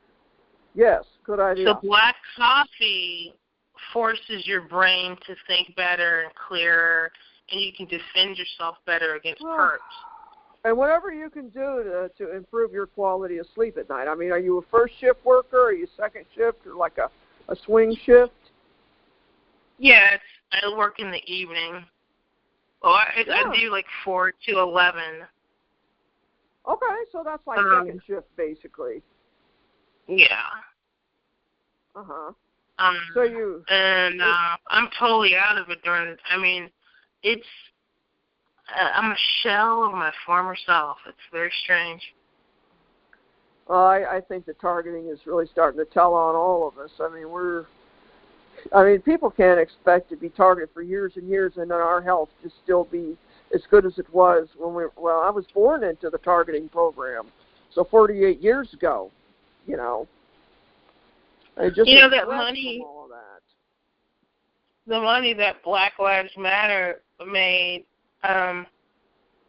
we need to hit these dudes up for money too. I mean, I don't know how you can track beams of energy from what direction they come from into your home, but there is definitely a machine that the military has that could find any stupid person that's going to shoot you. So on your way to work, so do you drive yourself to work, or do you get to work by another means? My friend takes me to work, and it's weird too. Like people around me, it's very subtle. They kind of mess with people's heads around me. I don't know how they do it, but. So at night, like if you have to walk through a garage, I think really this applies for regardless of what shift. Anytime that you got to walk to a parking structure somewhere, I like the buddy system, like they tell you to do. Like they had stuff on the news, about the third shift nurses at different hospitals and facilities.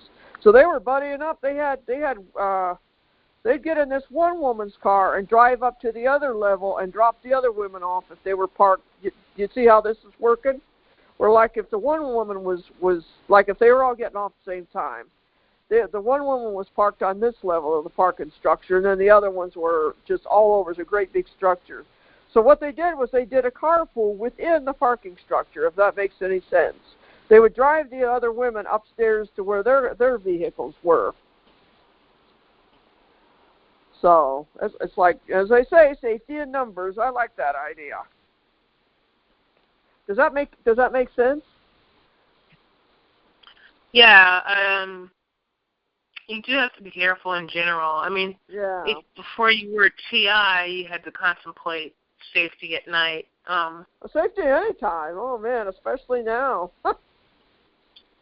What's really strange, when you get your job or you go into a new kind of space, you don't even think like you're going to get shot with dew, and then you do.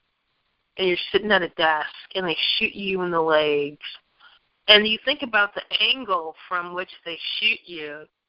It's like, how, if you look at the, when you look out into the plains, where is this satellite? I'm not satellite. Where is this drone or person that's shooting me in my legs at work? How are they?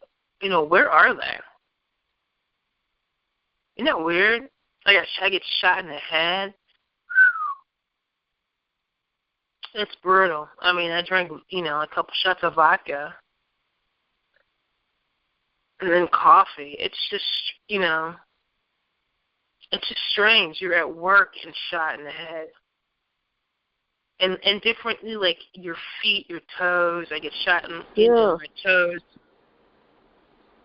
Do they seem like they turn it up on you the closer? Because you know how it is at the end of your shift, like especially the last couple hours, man, you just had it.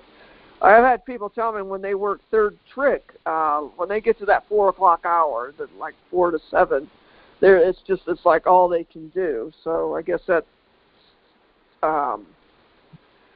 does that happen when you work second shift, like that last couple hours?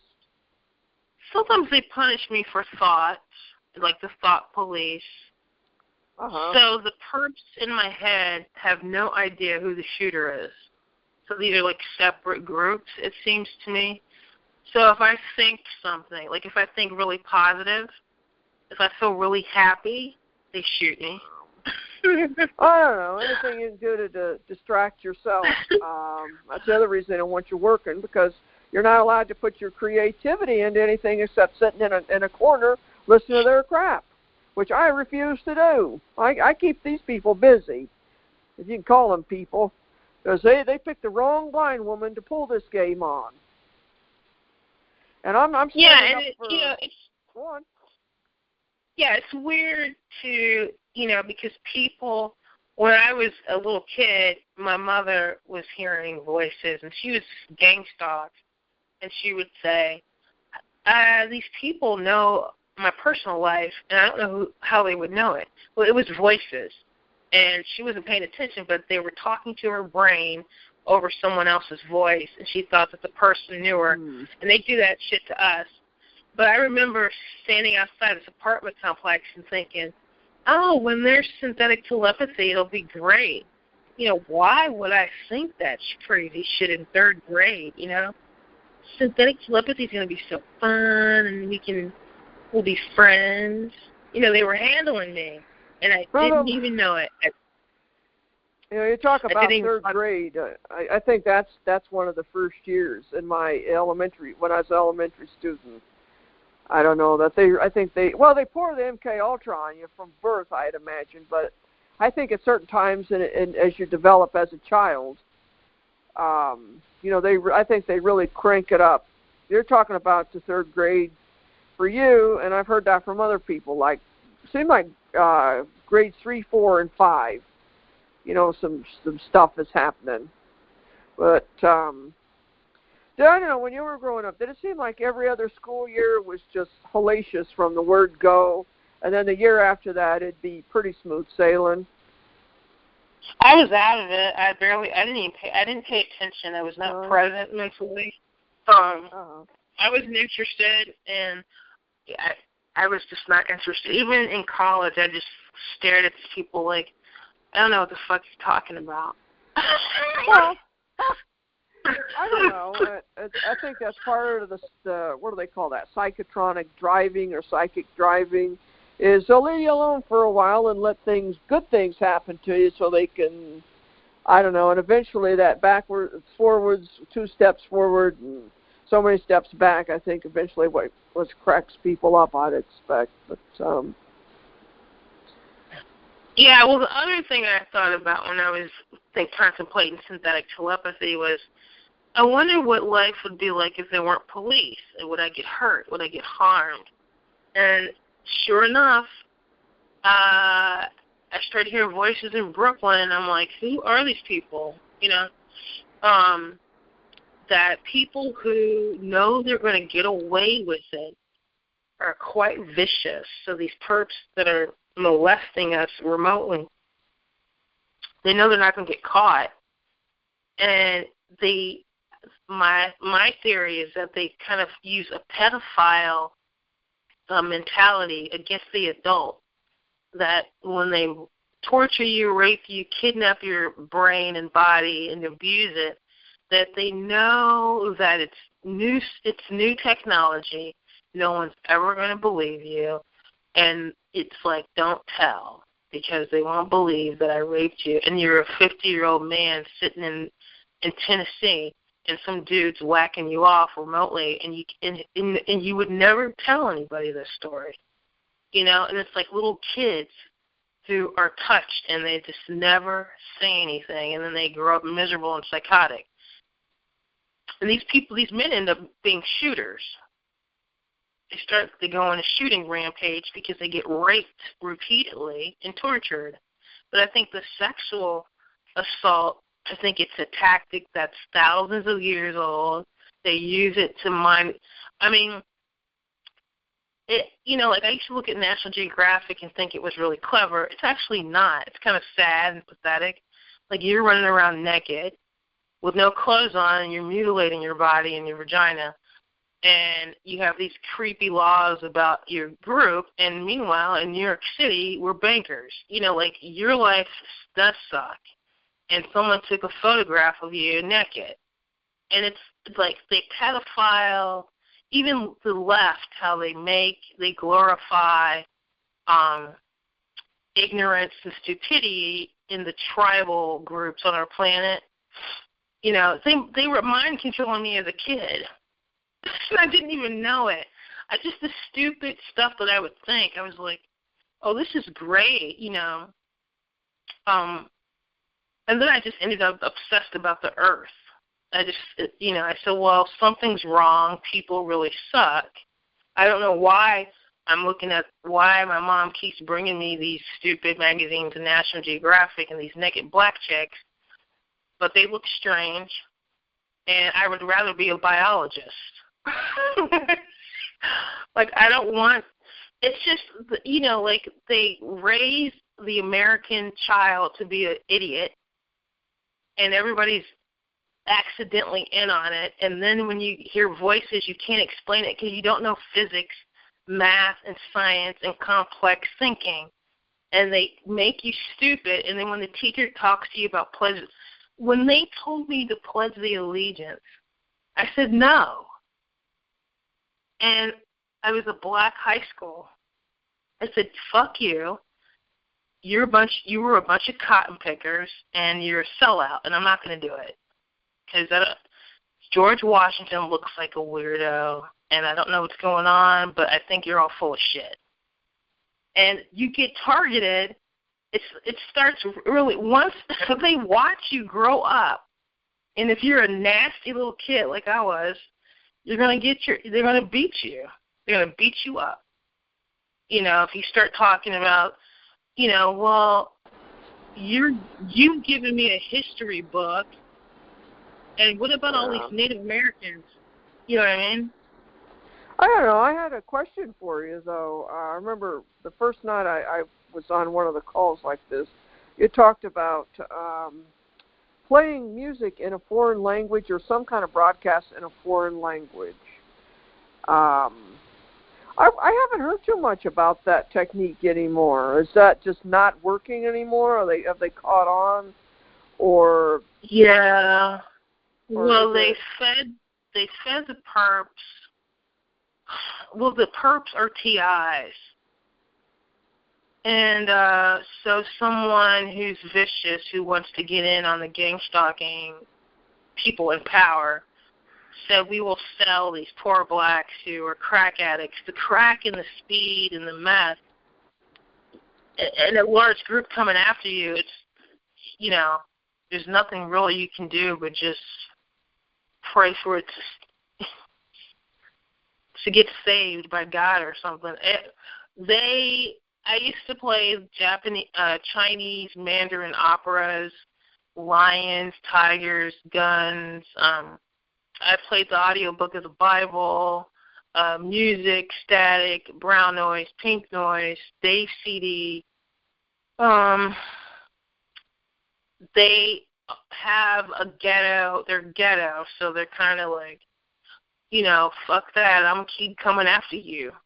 versus, you know, like a regular white terrorist would say, you know, I think I've had enough and I'm going to find something else to do.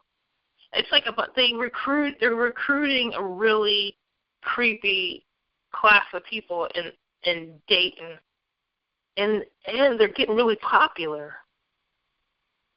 Because I hear them. It's a large group of, you know, it's a party every night. Let's get drugs and alcohol, and like we're gonna talk. We're gonna make holographic movies together, brain to brain, and they're all middle-aged losers. And you know, Marilyn, can I ask you a question?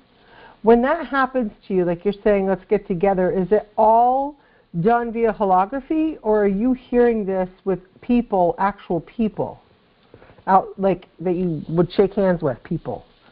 So is the whole thing a box in like a hologram experience? Right. So they see more vivid holograms than the microwave hologram more than me.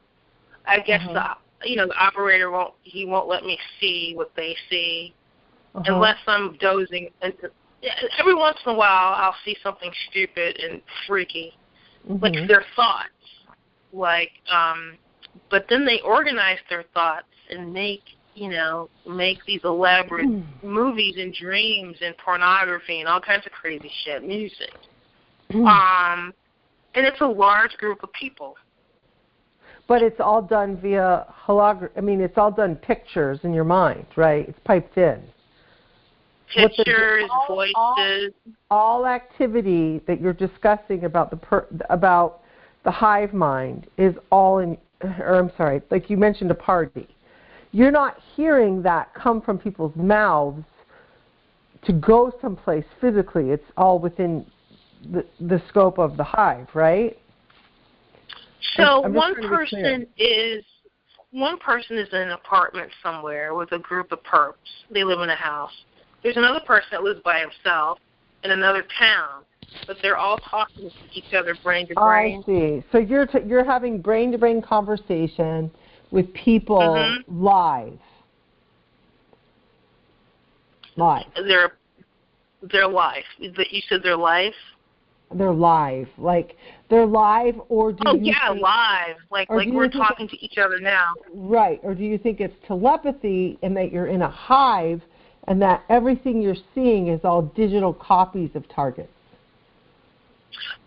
No. Whatever I'm looking at, some, not all of them, can see. So they walk me through the day. Marilyn, don't forget to do your laundry, and they see the red sock. You know, they see they see what you're doing, and they're just this is like I was saying earlier, that total poor, sick, cracked out trash, if they're young enough, could end up working for Lockheed Martin. That they are recruiting psychopaths around the world, even in India. Like, there are poor women and men in India who have 10, 20, 30 people. Listen. Yeah. You consider yourself a TI, not a perp, right? If somebody is in your mind, they're admitting to it, that's also a TI. That is not a perp, right?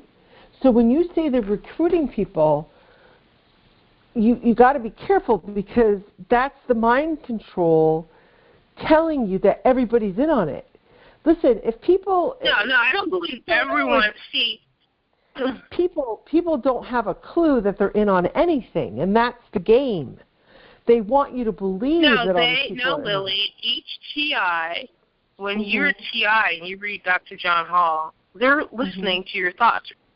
When you're a TI and you watch YouTube videos for thousands of hours and you're not doing anything else but, I'm going to go to the TI parade and stop gang stalking, they know that you're not a perp. They learn with you. They learn. Even other TIs. It's like when Kevin, what's his name, Travis, when he talks about the gangbangers coming after him, they gang stalked a black guy that was in the Crips, and then someone said to his brain, "Do you want to be with us? We're going to torture people in L.A." And then he says, okay. And a TI will hear this conversation. You hear people get recruited. I've heard them attack TIs in their sleep. Mm-hmm. And person, it's so obvious to me, at least, and to other people. A lot of people have this similar experience. If the TI is seeing holograms, sometimes you can see them with your eyes open. That's really vicious. That some people are seeing the shit with their eyes open, Lily. And I don't know why we can't come up with a really good protest. I mean, they have the Constitution. If you read the Constitution, all of it is, you could apply it to this. Wow. Frank has the Constitution on his website. Read it over and over again. Yeah. I mean, the way that there's no doubt that this is, a violation of every law, international law, local law, constitutional law. It's a violation of all of it. They're practicing on their citizens non-consensually for the development of these weapon systems programs to make you think. When Dr. Barry Trower says they will use these weapon systems on you to make you have the result of it being, result A, B, or C, and they can achieve A, B, or C, that is an accomplishment for them, because that tells them that their manipulated tactics are working. So they hire, I don't know, I want to say they hire, within these agencies, or whoever's doing it, whoever's ultimately responsible, they have these people programming the programs to keep up with the AI, because the AI is constantly learning from us. The more you fight this computer that is fighting you, the more it learns how to fight you and others. So I know what you mean by having like the worst quality of character for a node or whatever in my mind that I'm convinced is a live other human. It's really just a copy, because you are heterodyne, so to speak, to this node into your emotions. So you're interacting with this seeming person, on a node, as a node. They're a copy. So it feels like it's a person. So it's very, very confusing. And then all of a sudden, everybody's, in on it, or whatever, however you want to term that. And it's, I don't know, it's just... Well, the other strange thing is about the people that, they attack even if their own life suffers. So to stalk the TI compulsively means that they're sacrificing their own life. Obviously, they're mind-controlled or they're stupid. I would never do that, okay? There's no one on the planet that interesting. So something's telling them to keep bothering us, and they sacrifice probably total trash to do this. Let's sacrifice these losers. The fact that it's relentless, right? If we know anything, it's relentless, right? So the fact that it's relentless means it's automated, because no human is capable of bombarding my brain 24/7 as a human. No, the computer tells the human to sacrifice his life and say, keep going. Like this dude Bruce, he like when I hear them mind controlling each other, there's this tactic that I came up with to protect my brain. It backfired. Like Melissa Black used to say, if you fight back too hard, you'll get hurt more, because it learns how you fight, and then it will attack you better, and you will attack better, and you'll die. And that's basically what will happen. Like if you keep fighting a computer, a bunch of people controlled by computers. Mm-hmm. So I would chant to go to sleep, so these white dudes couldn't control me. I'd say something over and over again, like blah blah blah blah blah, and the computer would loop it, and I wouldn't even have to say it. Like it would just record your thought, and it's like a little barrier between you and the other telepathic perp. Well, now they do it to each other. They do it to me. I mean, I got this crazy F-A-G-G-O-T on my brain. I mean, he's like, you belong to me, your brain belongs to me. And I'm like, will you shut up? Stop smoking crack. Go away. They just chant like Haitian voodoo over and over. But there's some of them where you can tell they're totally taken over by a computer. Yes, but all of it is automated, honey. All of it, because here's no, not all of it. No, free will is actually happening. Free will happens simultaneously. Humans are gang stalking us. These are people using their thoughts. I mean, there's a perp. I mean, some perps are mind controlled to harm you, but there's years when these people are making a choice. Ultimately, you are making a choice whether to obey or not. You know, Okay. they make you tired, and and Marilyn always makes her bed when she wakes up, and then they make you. That is a chatterbot. When they it's not. This is a person. No, it's not a chatterbox. You have to talk to synthetic telepathy victims. Frank's one.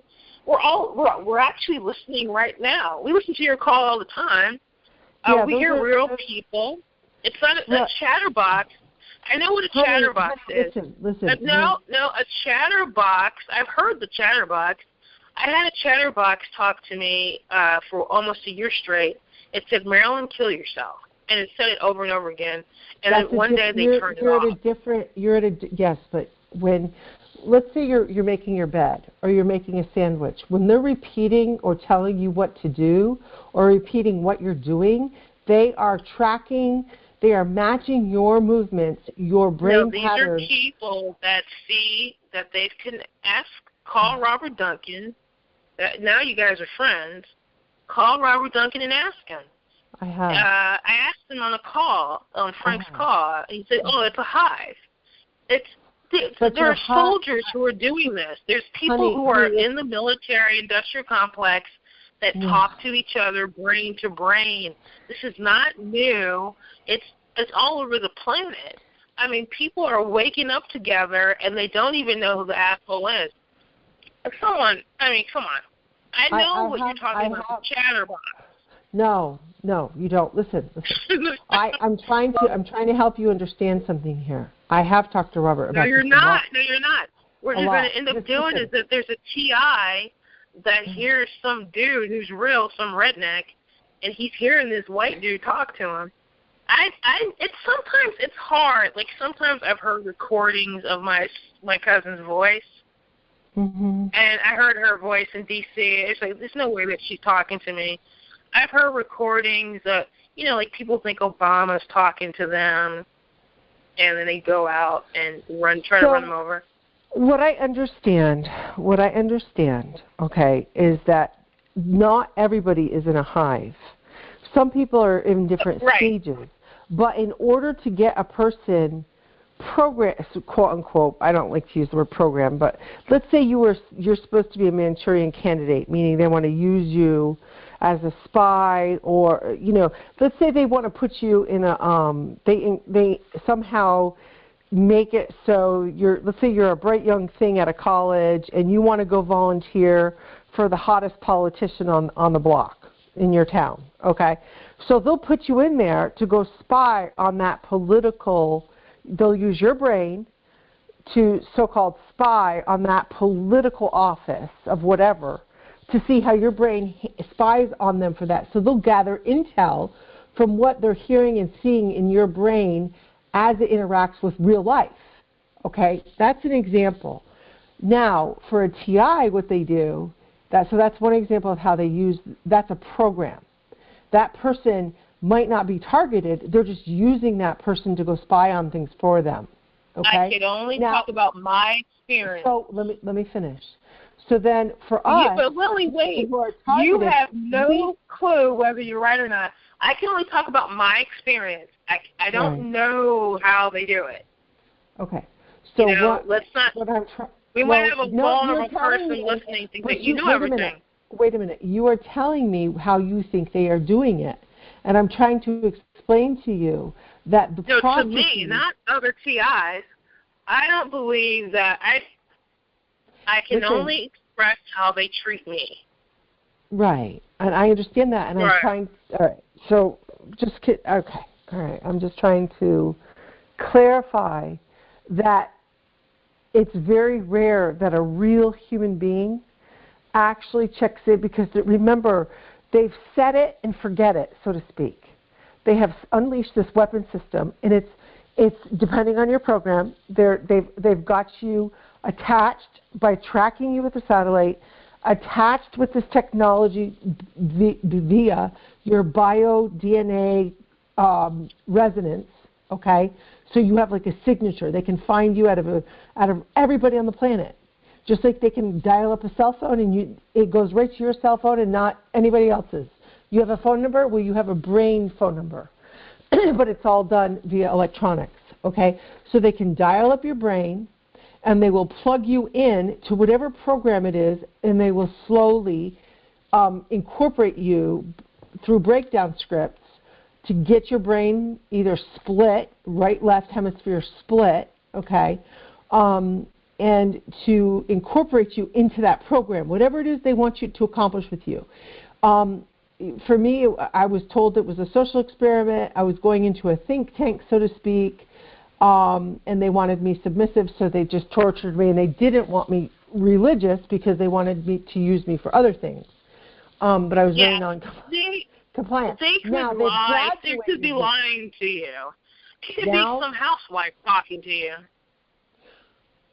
who's just making up shit. Like that's how vicious it is, that regular Americans are being attached to each other. People wake up in the morning and see through someone's eyes and say, oh, my God. I saw through one guy's eyes. He was in the winter snow. He smoked a cigarette and then he spit. I was looking through his eyes, and then they turned it off. The second time I saw this dude, I was like, is that a hologram? It was black and white, and I'm seeing this guy. He's on a couch from a back angle, like I'm behind him, but it was through him, and I saw his little boy, and then I saw a little dog jump in his lap, and I said, oh, my God, I can see your dog. And then they turned it off. I saw someone's living room. But sometimes you see people's memories. Sometimes the other thing that will happen is that you will see other people's thoughts that look like reality, but they're not. So I fake it with them. Like I say, oh, I'm going to pretend to be in the garden when I'm actually in bed. So I'll concentrate, and they say, oh, she's in the garden. But I'm not. I'm imagining that I'm in the garden, so they will not come into the bed with me and sleep with me. The technology is to the point where someone in China can look through your eyes, Lily. Some woman. And it's not because she wants to, but because there are very nasty people that have the tact. Listen, all I'm trying to say, this is the point I'm trying to make. Whether you are remote viewing into another person's mind, or and that person may or may not know, and you have an exchange with them, that is another TI or a remote neurally monitored person. When you start having interactions, however, with people that seem like they're people, but you pick up on this electronic feeling, like a synthetic telepathy, you are most likely in a hive with other nodes. Because what the computer is doing as it walks you through making your bed, that part, so you have to understand there's different parts to this. So there's so seeing through somebody's eyes and seeing their puppy live kind of thing, that sounds like remote viewing. When you start interacting and the computer is harassing you continuously, when you're making your bed, you're going through your daily routine. No, remote viewing and then talking to you. That the remote viewer, whether whomever he is, he sees you looking in your house and he says something to you. Oh, I see that painting. And yeah, like they're looking to. It's the worst violation ever. It is. It's all. I mean, what it all boils down to is whether they're real people or they're copies of people, or it's the computer learning from you. Because most of the time, that's what it is. The brain to computer. I think you're trying to be. I think you're a very positive person about this, and I know, and you're trying to find a positive. I think these people are vicious, dangerous people. They don't need to. No, they don't, Lily. It's 2021. They've been remote viewing since like the 40s. You don't think I think they're vicious, Marilyn? You don't think I think they're when vicious? You say, no, I say like when you say learning, what do they need to learn, Lily? What else do they need to learn? They're not There's billions. No, Lily, stop.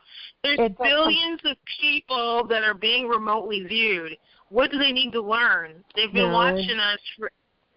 I mean, it's a computer. I do agree with you. I do agree with you when you say that there's the end game is where I think you should probably contemplate. I mean, like that they're learning to complete some goal. It's weapons. It's military. They want to practice on us to learn how to do all kinds of things with it. It's not just one thing. It's many, many, many things that they want to do. So here we are. We all are a little varied in our experiences with it. Okay? So it's going to sound a little different, but ultimately it's this. You have to remember that it's a massive computer system that is learning how to function and behave and feel, so to speak, making it sentient, so that it can rule or govern people. So it's going to control people and groups on behalf of the governments. That's what it's learning how to do. So it's being used for all kinds of reasons. It's the ultimate power weapon. It's an it's not just for kicks to do a hive mind experiment. This is a weapon. Oh no, I know that. Yeah. And it can do anything. The other thing that's interesting that happened. But don't you? They met each other. Some of them live in a house together. Okay, wait a minute. Well, we're not. Or an apartment together. You have to redirect it. Wait. No, this is interesting, Lily. I understand. This is interesting. So the perps who didn't really know each other in person actually ended up meeting each other. And how they did it, they used the drug trade to do it. And so they said, oh, does anybody want to party? So if you heard someone's voice, the drug dealer would say, ask them if they want to buy any cocaine. And the person would say, oh, I'll buy some cocaine, and then I'll meet you. And then they would build this kind of like poor person's Illuminati bullshit. And these people hang out with each other, and they go to bars together and talk brain to brain. They're living with each other, and they're talking brain to brain. They're having sex with each other brain to brain. TIs don't have this kind of experience. Okay? I don't know if any. I'm sure there might be some somewhere. I just don't know who they are. Okay. So listen, just. No, wait. Imagine that perpetrators are fornicating brain to brain while they're remote viewing you having sex with your husband. I know. That's what they do to me. I know, and you're very good at describing it. It's just look, I appreciate all your contribution, and that's your experience, but I don't like it when you think I'm sugarcoating this.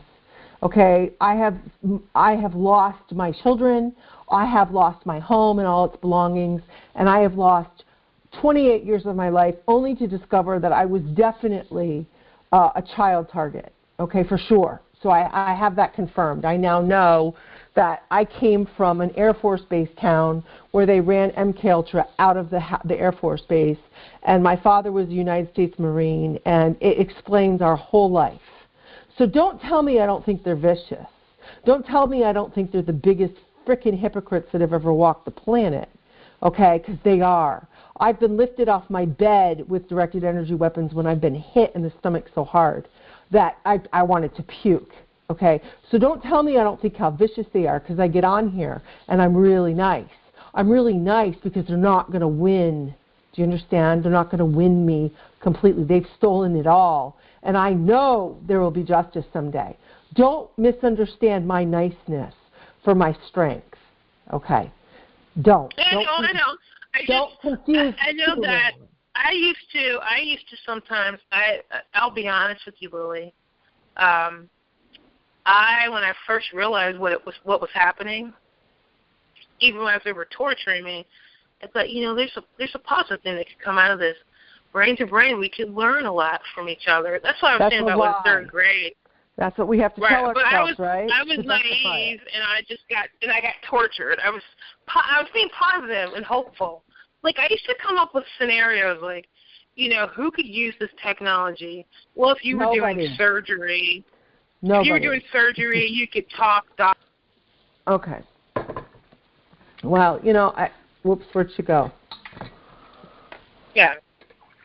You faded out. So listen. Are you there, Marilyn? Yeah. Listen. All of us are going through this. We're going to understand it the best way we can. And the goal is to get through this until somebody, somewhere, understands what's happening. Unless it's God. Unless the only hope we have is God intervening. I don't know. Until somebody intervenes, I want to understand it so that I'm not crippled by it anymore. And if they're experimenting with a hive mind and they're showing you live people, they are.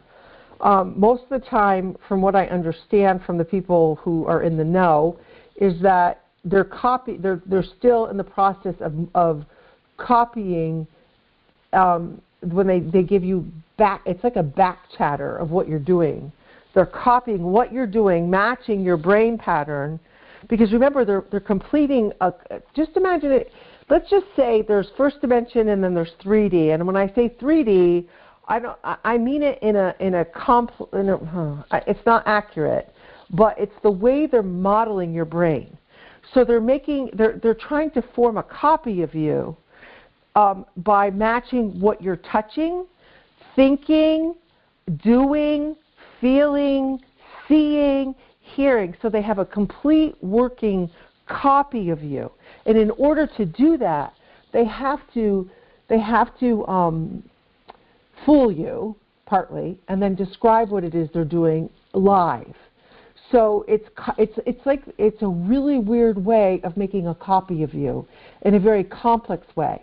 And if you read, there was that article I posted a couple weeks ago that explained the dilemma.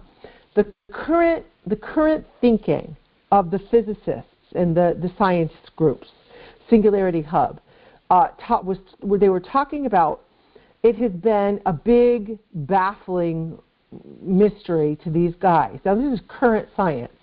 None of them know how to get a computer, a super intelligent, hyper intelligent computer system to be sentient like a human. They can't. This is where the most overt science is at right now. They don't know how to copy the brain to make the computer to be complex thinking like the human brain. All they can do is copy. Well, there's no ethical way to do that according to the real world. Now, what we know is, we know they can copy the brain and try to make the computer sentient. How? Because they're doing it covertly with cruelty and torture. See, the big ethical dilemma was there's no way to do that unless they do it like they're doing to us. So this is what it takes to get a computer that is a supercomputer that is going to rule people, basically, by doing the commands of whoever's running it, by learning how humans function, period. All of us, from soup to nuts. They want to know how we think, feel, act, so the computer can learn it. So by creating copies. And then the computer system, now these are the largest, if you listen to Richard Lighthouse, he says they're the largest servers and computer system, the most sophisticated computer system on the planet is located, he thinks, on Schriever Air Force Base, which in the backup systems somewhere near Cheyenne Mountain or in Cheyenne Mountain or Boulder or something like this, with the larger storage of the NSA facility somewhere in Utah. So apparently there's something like that. So my point is this is supposed to be so sophisticated that it can store more than every computer on the earth combined. It's that massive, like 22 football fields worth of servers or something. I don't know, something crazy like that. Okay, so they're copying people, they're remotely monitoring others, and then they're making they're copying people, and they're copying people on top of people. Or something like that. And gets your personality. And then they are doing other experiments, like hive minding is one experiment, Manchurian candidates is another, trying to break people is another, that you could be at a breaking, where they're trying to break you at some stage, and because they want to do this to others down the road that they disagree with, or entire groups, who knows, whatever it is that they think they're going to accomplish with this. Because, it's such a big secret that they have this most massive neurological weapon system on the planet. Oh, yay them. Do you remember that? They're just big Do you remember that movie with Tom Cruise? And it was about these Minority Report. It was the police department that had these spies that could read people's thoughts, and they were humans that laid in the water. And yeah, those are called precogs. So that was Minority Report, where they had the precogs in the water who were attached so that they could see people who were going to commit crimes pre-crime ahead of time. And some people believe there are actual real precogs in water somewhere in these underground bases hooked up to this stuff so that they can keep an eye on everything. Who knows? Or fight. I don't know. That kind of baffles me. I don't necessarily agree with that. I think it's more computerized at this point. So right. So the computer allows it. I know the precog. Do you ever sense that they're kind of like lazy? Does anyone? I know Frank kind of says that, but they just seem like they're just losers, just sitting there all day. That's a person. Okay, so what you're dealing with aren't real people when they just sit there all day. That's the way you're perceiving, or those are the copies of people to frustrate you because they know it irritates you because you think they're lazy. So what you need to do is when those people, whether they're real in your mind or whether they're copies of people in a scenario in your mind, the whole point is to control you, to fixate on them so it bothers you. And then it keeps your brain talking, and it's learning why you morally don't like these people who are, you would consider, drug addicts and losers.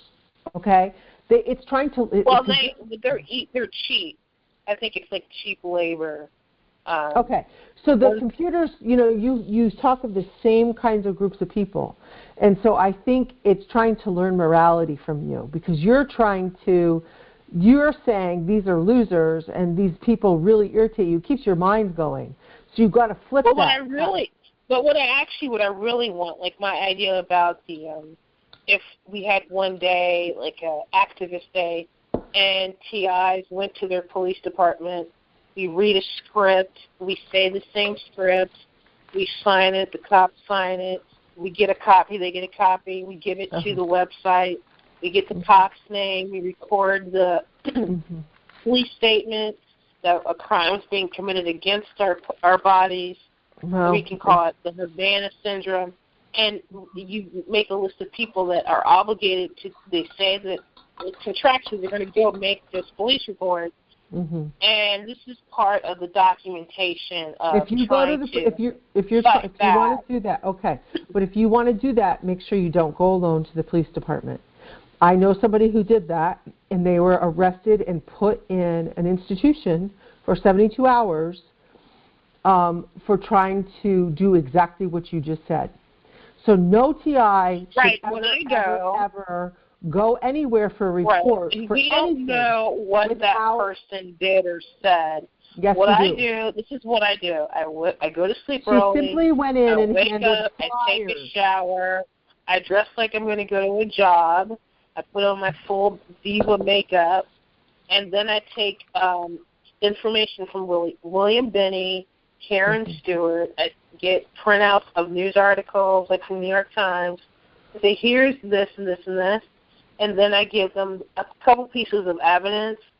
And then I record it on my cell phone in a statement.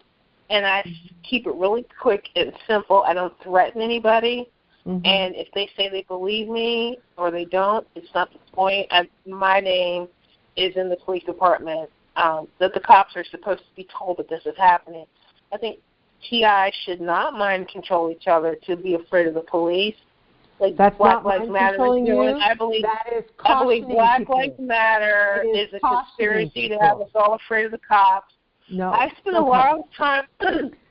I personally have never been harmed by a cop. I think once at a protest. I went to a protest. All I'm saying is TIs, it's good advice that if a person goes to a police station to fill out a report and hand them flyers, that they don't go alone. That's all I'm saying. They do not go alone, because I know a woman who did go alone, and that was all she was doing was filing a complaint and she gave the dispatch and a couple other people flyers about this, and they took her in. They roughhoused her and brought her right to the hospital. So I'm not trying to make everybody afraid, and she happened to be white. Yeah, I've made several police reports, and I'm trying to make people cautious, Marilyn. That's all. One instance, I said, now you can't arrest me if I say I believe in unicorns, can you? He said, no. I said, if I tell you that I believe in aliens, you can't do anything to me, right? You can't hold me or put me in a psych ward. He said, no. I said, if I believe in something that you don't believe, like I'm about to tell you something, and I'm telling you, you cannot touch me. I was nervous. And he said, no, And, I mean, one cop told me, he said, oh, can't you get a device to protect you from the dew? He actually believed this. This is one police officer. I've given flyers. There was a Ku Klux Klan rally downtown in Dayton, Ohio. And I said, well, I'm going to go down there and pass out flyers about gang stalking. I got there late, and there were a bunch of cops lined up towards the end of this racist event. And I gave them flyers. And I walked away. I said, please take this flyer. Thank you. And it was from Targeted Justice. Yeah, it's very commendable to hand out flyers. All I'm saying is, if you go into a building, do not go alone. If you're in a group of a lot of people handing out flyers, people are going to be distracted and busy. So just hand them out, fine. But just all I'm saying is take precautions and don't go alone, okay? And make sure you've got some kind of recording device turned on, so that you're protected. That's all I'm saying. Yeah, and we could you have to document how many police reports have been made that were rational, like people who were mentally sound. How many people have made reports? But it's hard. I mean, we could if everybody. Every single do it this way. If you're a TI, and you want to you need to keep track of everything you do in a civil way. Like if you're, in other words, you're working for your civil rights, or in your human rights. So if you're handing out flyers, document it, where you went, what time it was, and what you did, and keep a log. And then at some point, hopefully, if this gets blown open and they start looking for TIs with proof, will say, well, I was handing out flyers here, whatever. You would just have a record of it. Because it would be impossible for us to start, unless, somebody wants to be ambitious and start a database of all things TI. I don't know how we would do that. I think at this point we're starting to realize that hopefully something will break open, though. And we'll get somewhere where people will start listening, and somebody in the field of reporting will say, hey, there's a group of people that have been spouting off for years that this is real. So with the whole Havana syndrome. So let's hope that happens, right? And then it won't be so confounding to explain this. How do I explain that? What am I trying to say? It depends on the program you're in. I mean, hive minds are one thing. All I know is everybody is having this. Every TI that is for a reason that's contributing towards a program within the weapons development. So they're learning how, and that's why. There's a group of people in this country that are in cahoots with other countries, but it's controlled by this country to operate a weapon system that is going to influence every person on the planet, and it's done through electromagnetic frequencies. Everybody has a cell phone at this point on the planet, pretty much. I mean, even in third world countries, you're seeing cell phones in everybody's hands. So that tells me that the technology is reaching their cell phone. It certainly can reach their brain. And that's why targets are in every country that we know of, whatever countries those are. It's being reported everywhere. So, we're not the only ones. Okay, I want to read this. There's this book called The the United Independent Compensatory Code System Concept. And so a lot of the language of BLM comes from Dr. Neely Fuller, Jr., but he's a far more responsible person and has better answers on how to handle injustice. But you could apply his book to TIs, anybody who's a victim of any kind of crime like this. And so TIs will produce the most constructive results in the revelation of truth and or the production of justice or correctness. We are hostages who are deliberately forced by another person to function as an object and or as a commodity for trade, barter, or sell to one or more other persons. And so to seek justice and correctness, to stop this abuse, we are going to have to come together, brain to brain, remotely, or together in person, or Zoom or whatever. And we need to reach out to the larger public. Like when Frank had said that the diplomats got better medical care than us. We need medical care for our injuries because of directed energy weapons and microwaves. And that's an understatement. My body is wrecked because of microwaves. I have connective tissue problems. Connective tissue. They thought I had myasthenia gravis in 2001. Okay, so they've wrecked and tortured me my whole life. They've wrecked it all. They've taken it all. They've stolen it all, so they could experiment on the psychological operations and dynamics of my interacting with life, including family members, all my bonds with people. And I think out of all of it, the worst torture has been the severing of bonds between myself and people that I've loved. I don't know about you guys, but that's been the worst. They've taken it all. So how do you cope? And this is exactly, this is a quote for you.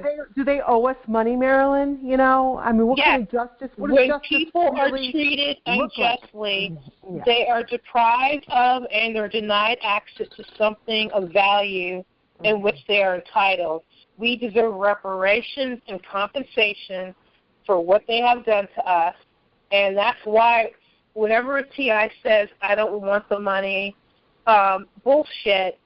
Each individual life, the years taken away from our ability to work or to be entrepreneurs or to take care of ourselves, the health conditions, the loss of life, the loss, just the word loss, what we have lost, the cumulative wealth collectively that TIs in the United States. Okay, basically it's Bezos' bank account. Oh, it's more than that. It's trillions. What they've stolen from the TI community. We should not be humble about asking for this.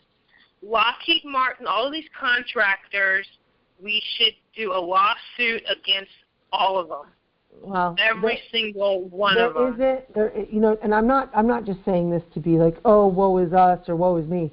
There really isn't, in reality, any money that can ever make up for what they've stolen from all you guys. There's just no money. There's just no amount. I don't care what anybody says. It's not that I'm saying, oh, yeah. There really isn't any amount of money that can compensate any of you for just one voice of God weapon making one comment to you is unfathomable. Just one. And how many have you had? Countless. You can't even imagine how much subliminal and audible stuff they have done to your mind. It's unfathomable.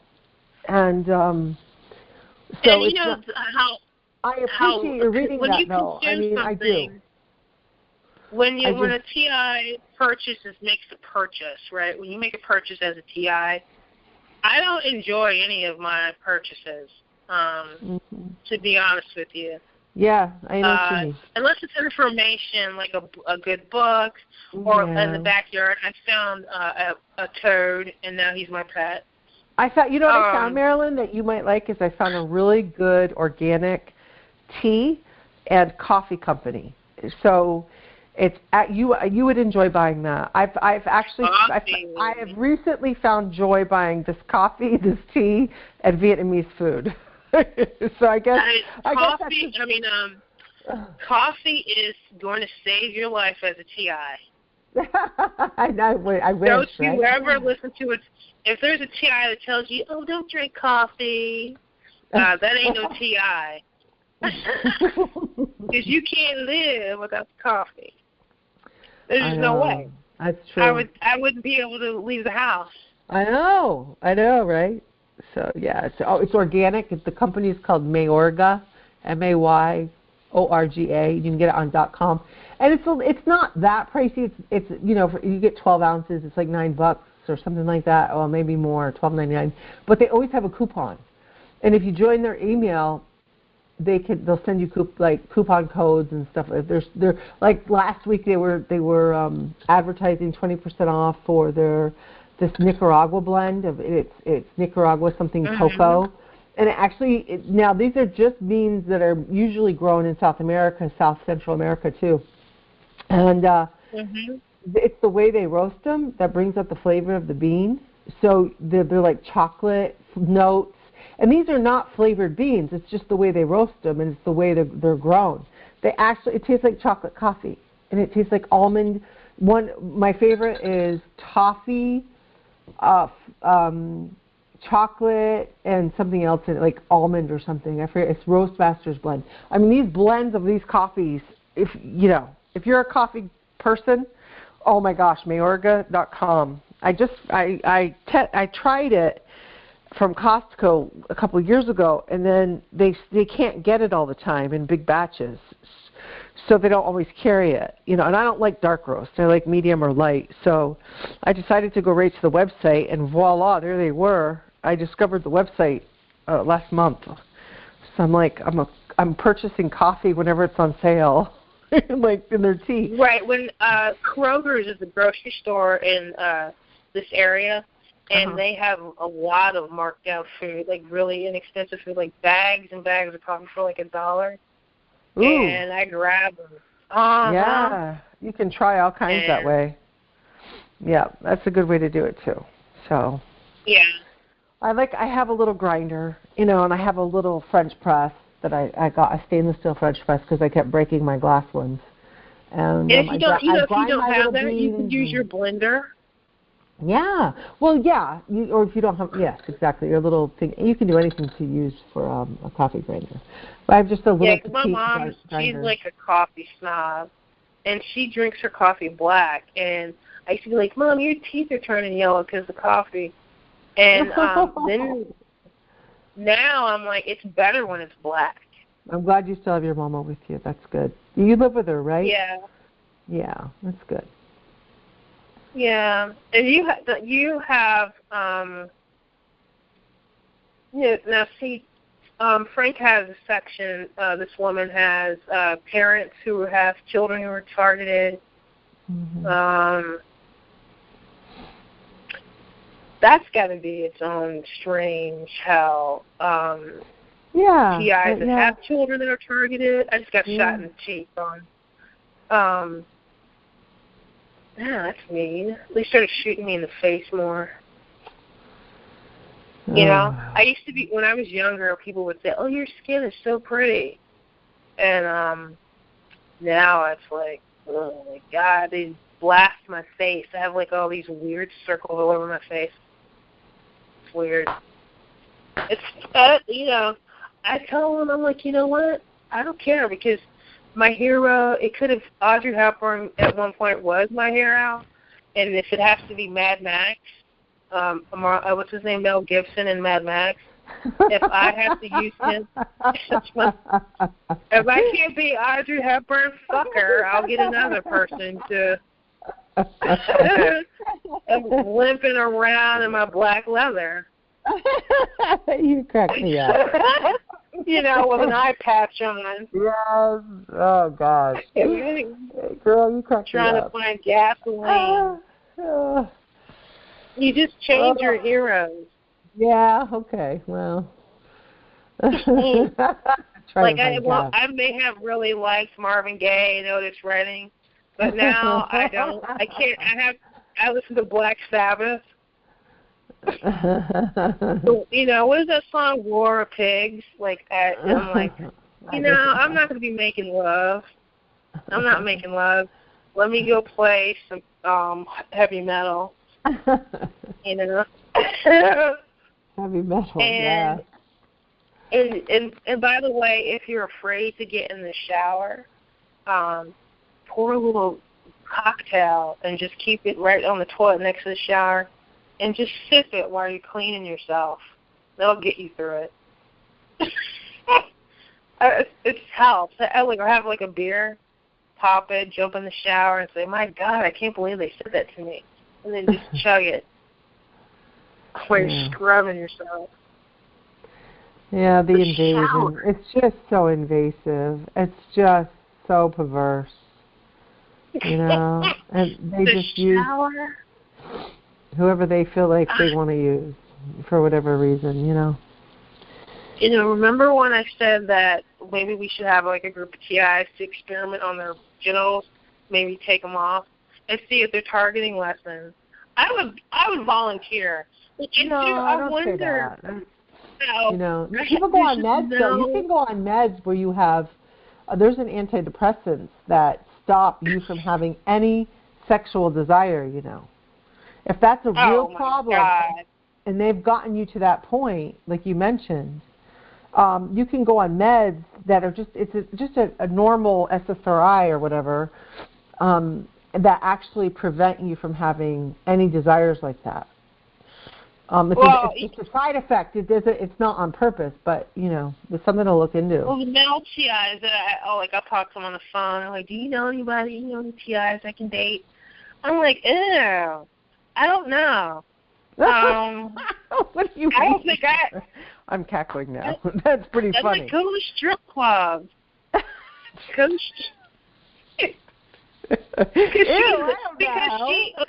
you're with your TI wife. Wait. So you're with your TI wife, and your TI wife's got a bunch of perverts looking through her eyes. Okay. We're going. Yeah, you're going. Let's just stop. And you have to turn the lights off so they can't see your genitals. Okay. Wait, Willie. My boyfriend got targeted recently. He got targeted. And so now when he looks at it, I'm like, oh no, turn the lights out, because I don't want them to see it. I haven't looked at my stuff in about 4 years. I don't know what it looks like. I say, will you? I have to get an OB. I have to go get an OBGYN. Does it look okay? Because I don't look at it. Because if I look at it, then they will see it. Like, I don't have VD.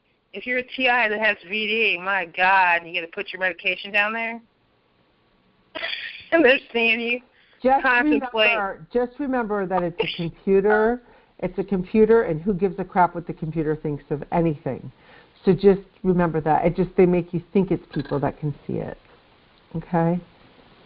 Well, I remember the last couple of years when Cabrini Green started torturing me. I was like, well, I got to go to the gynecologist. I'm a woman.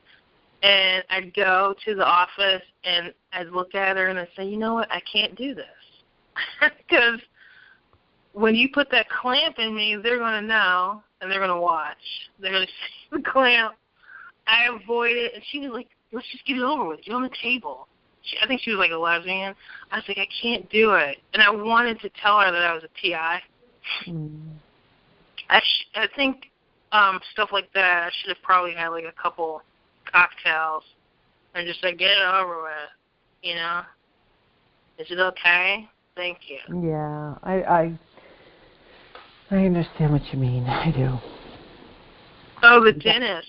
I went to the dentist. He was really cool. He's from Africa. I really liked him. Very handsome. Mhm. And he pulls my tooth out, and the perps decide. They said, we'll give you something if you whack off to her teeth getting pulled. And when her tooth gets pulled out, ejaculate. Ew.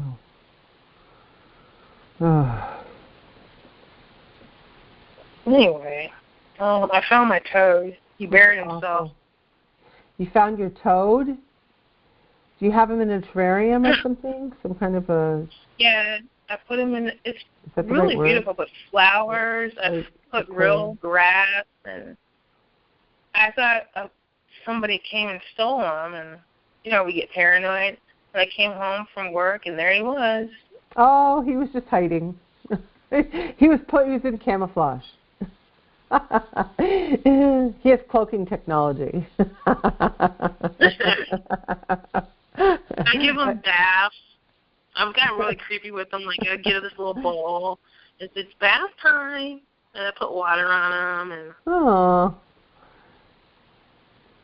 he's a toad with cloaking technology. He's stealthy. He's like, I'm gonna hide from Marilyn. I'm gonna burrow. I don't know what do toads do. That's yeah, he cute. dug a hole in the tank. Too cutie. Oh, too funny. So, you know, the 17-year cicada, you know, the cicadas came this year? Yeah, they're coming out soon, right? When are they coming out? They're due. They're all over this area. Oh, did they hatch? They hatch? Uh-huh. Yeah. They're so cute. People so I feed them to the toad. Yeah, feed them to the toad. You know, I saw this really cool story about them, and animals eat them. And so, you know, there are people who actually eat them. Isn't that weird? They're a delicacy in places when they come out. I'm like, yeah, no thanks. Enjoy them, though. I thought about that. Deep frying them, battering them. Sure, I like the crunchy, cream-filled kind. Did you ever see that Timon and Pumbaa? the Lion King movie. I like the crunchy, cream-filled kind. No, thank you. I don't think I could do it. I don't. I draw the line at, I don't know. Oh, I don't think I could eat insects. I hope we don't ever come to that, because it ain't happening. I'll just starve. Yeah, covered ants. Nope, ain't happening. I did get, like, my mom took me to get chocolate covered ants, grasshoppers. Mm-hmm. I did eat that when I was little. Oof. Mhm.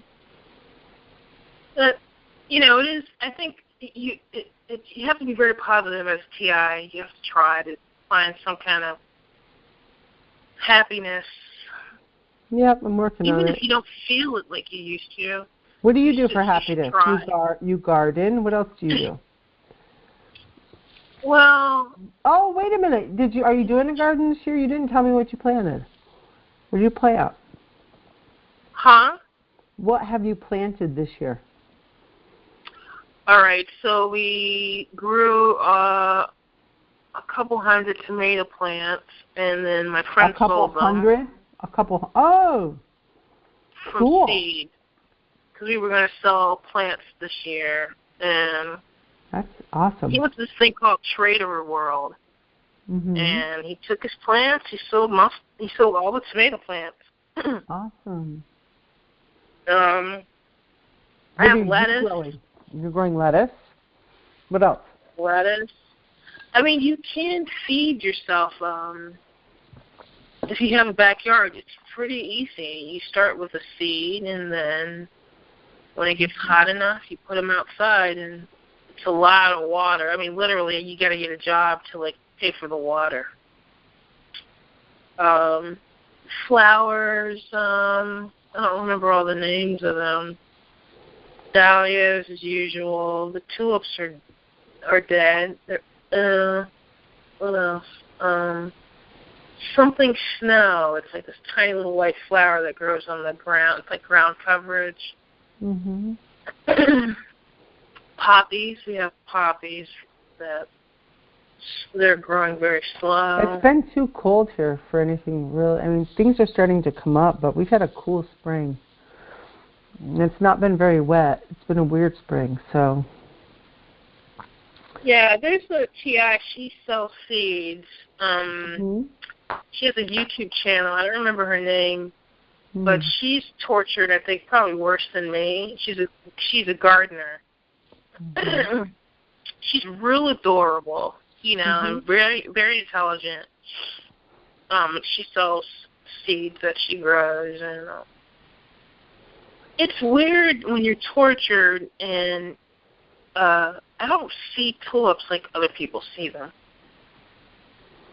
I know. I just tell myself, I know those are beautiful. I see them. I'll have seconds where I say, oh, wow, that's so pretty. But for the most part, my brain's a little damaged. It's like this blank kind of but I just say, this is the right thing to do. Don't be psychotic, Do something positive, even though you're not really feeling it. Pretend like torture turns you psychotic a little bit.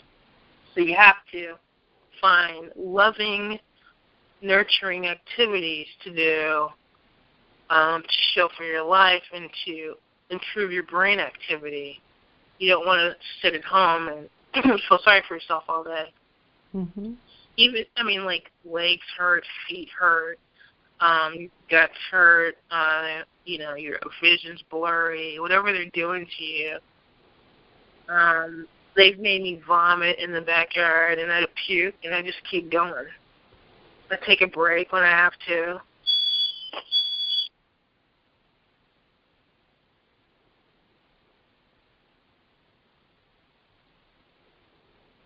Well, it's 1:35. I don't know what happened to you, Marilyn, are you there? Huh. That was weird. That was a weird noise, too. Well, I was told that I need to go to sleep now, so I'm going to go to sleep, Lily. It was great talking to you and everybody. What happened? Have a safe night. Are you okay? Yeah, I have to go to work. Oh, okay. I just heard a really loud beep.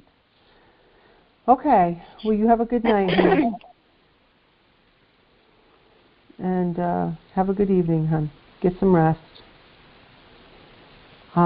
Is there anybody else who'd like to share anything?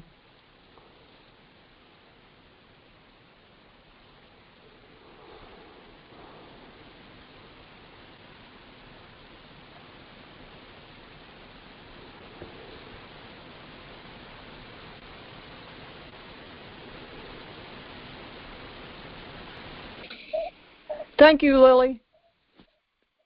You're welcome. Hi, Sheila. Hi. I got to give my birds their medicine here. Okay. All right. Well, you go ahead and do that. You have a good night, and we'll see you next week, okay? Okay, you take care. And Marilyn, it was nice listening to Marilyn and you talk. It was real nice. Really good. Yeah, good. Okay. You have a good week. Yeah, you too. You too. Everybody else too. All right. We're at 1:36. I think we're going to call it a night. Unless anybody else has anything you want to ask. Thank you, Sheila. Yeah. You take care now, okay? Yeah, you too. You too. Okay.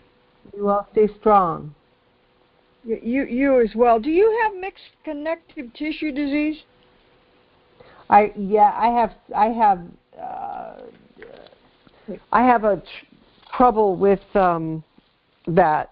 I get like this. I could actually feel tissue that's loose. I'm guessing it would be the anchors at the where your muscles connect. So there's like a sheath coating to your muscles. It's not like a myelin sheath, which is nerves, but and it's very loose. I've been hospitalized before.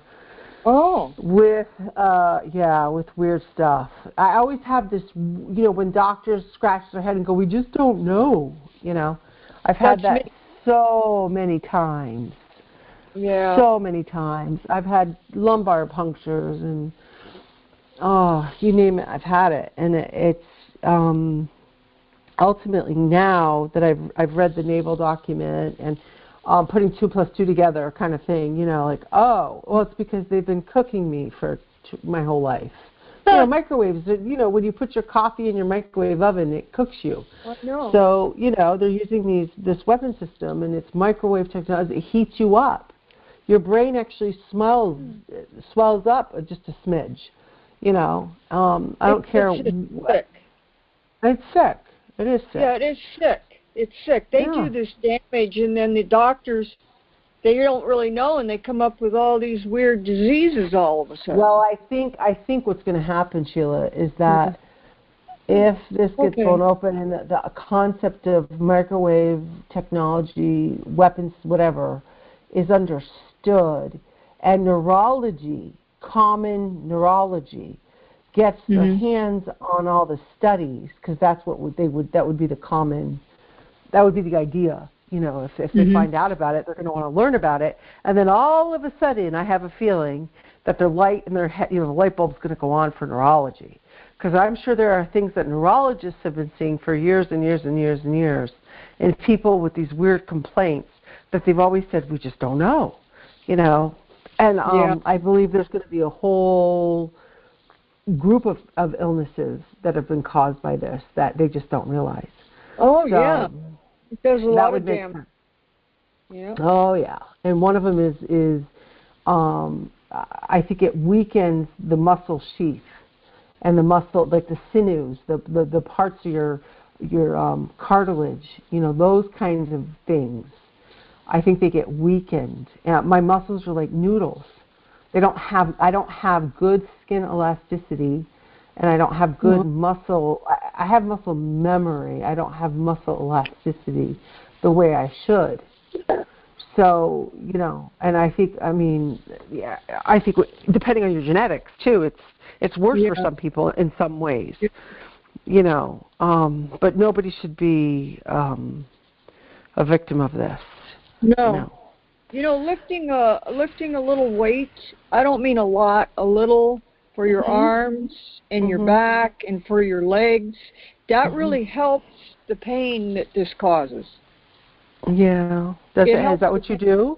Is that what you do? Yeah? Yes. Yeah, I even have muscle. I have muscles. It looks kind of funny. That's awesome. Yeah. Good for you. That's fantastic. But I'm going to continue to do it, because when I don't do it, I'm in such extreme pain. I can't deal with it. So I just going to keep exercising. Yeah, that's a really good idea. Yeah. It's good that you have the strength to do that. I get so weak so easily. I just get weakened. But that's what helped build the strength, was to start and to continue. It helped me a lot, because I have this problem with my joints and stuff, and it really helped a lot. And I'd tell anybody tackling pain, if you do some sort of exercise, even if it's just light exercise, it really helps the pain, and the muscle. I couldn't believe it. I thought, that's kind of weird. I thought, wow, I kind of like that. Well, I would imagine it makes perfect sense because they're hitting us with energy. So if you burn off your existing body energy, then any extra energy that, no matter the modality or whatever you want to call it, the kind it is, that must help. So a lot of people who are TIs to get on here, and they do every now and again, people will talk about exercise, and they couldn't do this without exercising. So, I'd imagine it would make sense. Yep. And the pain that they cause in the legs, where sometimes I have trouble walking, I know other TIs are going to say the same thing.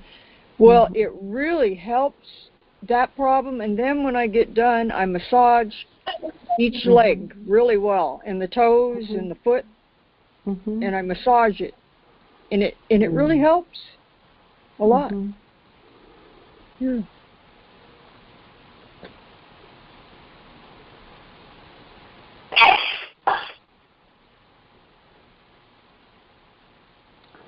Well, folks, I think we'll call it a night. It's almost 2, 1:45, which is fine. That's good. I'm glad I could keep the call open. If there's anything anybody would like to add, please do. But, We'll turn it off. Okay. Well, everybody have a good night tonight. Good night. Good night. Get some rest and stay strong, everybody. All right, you too. Bye. Bye, honey.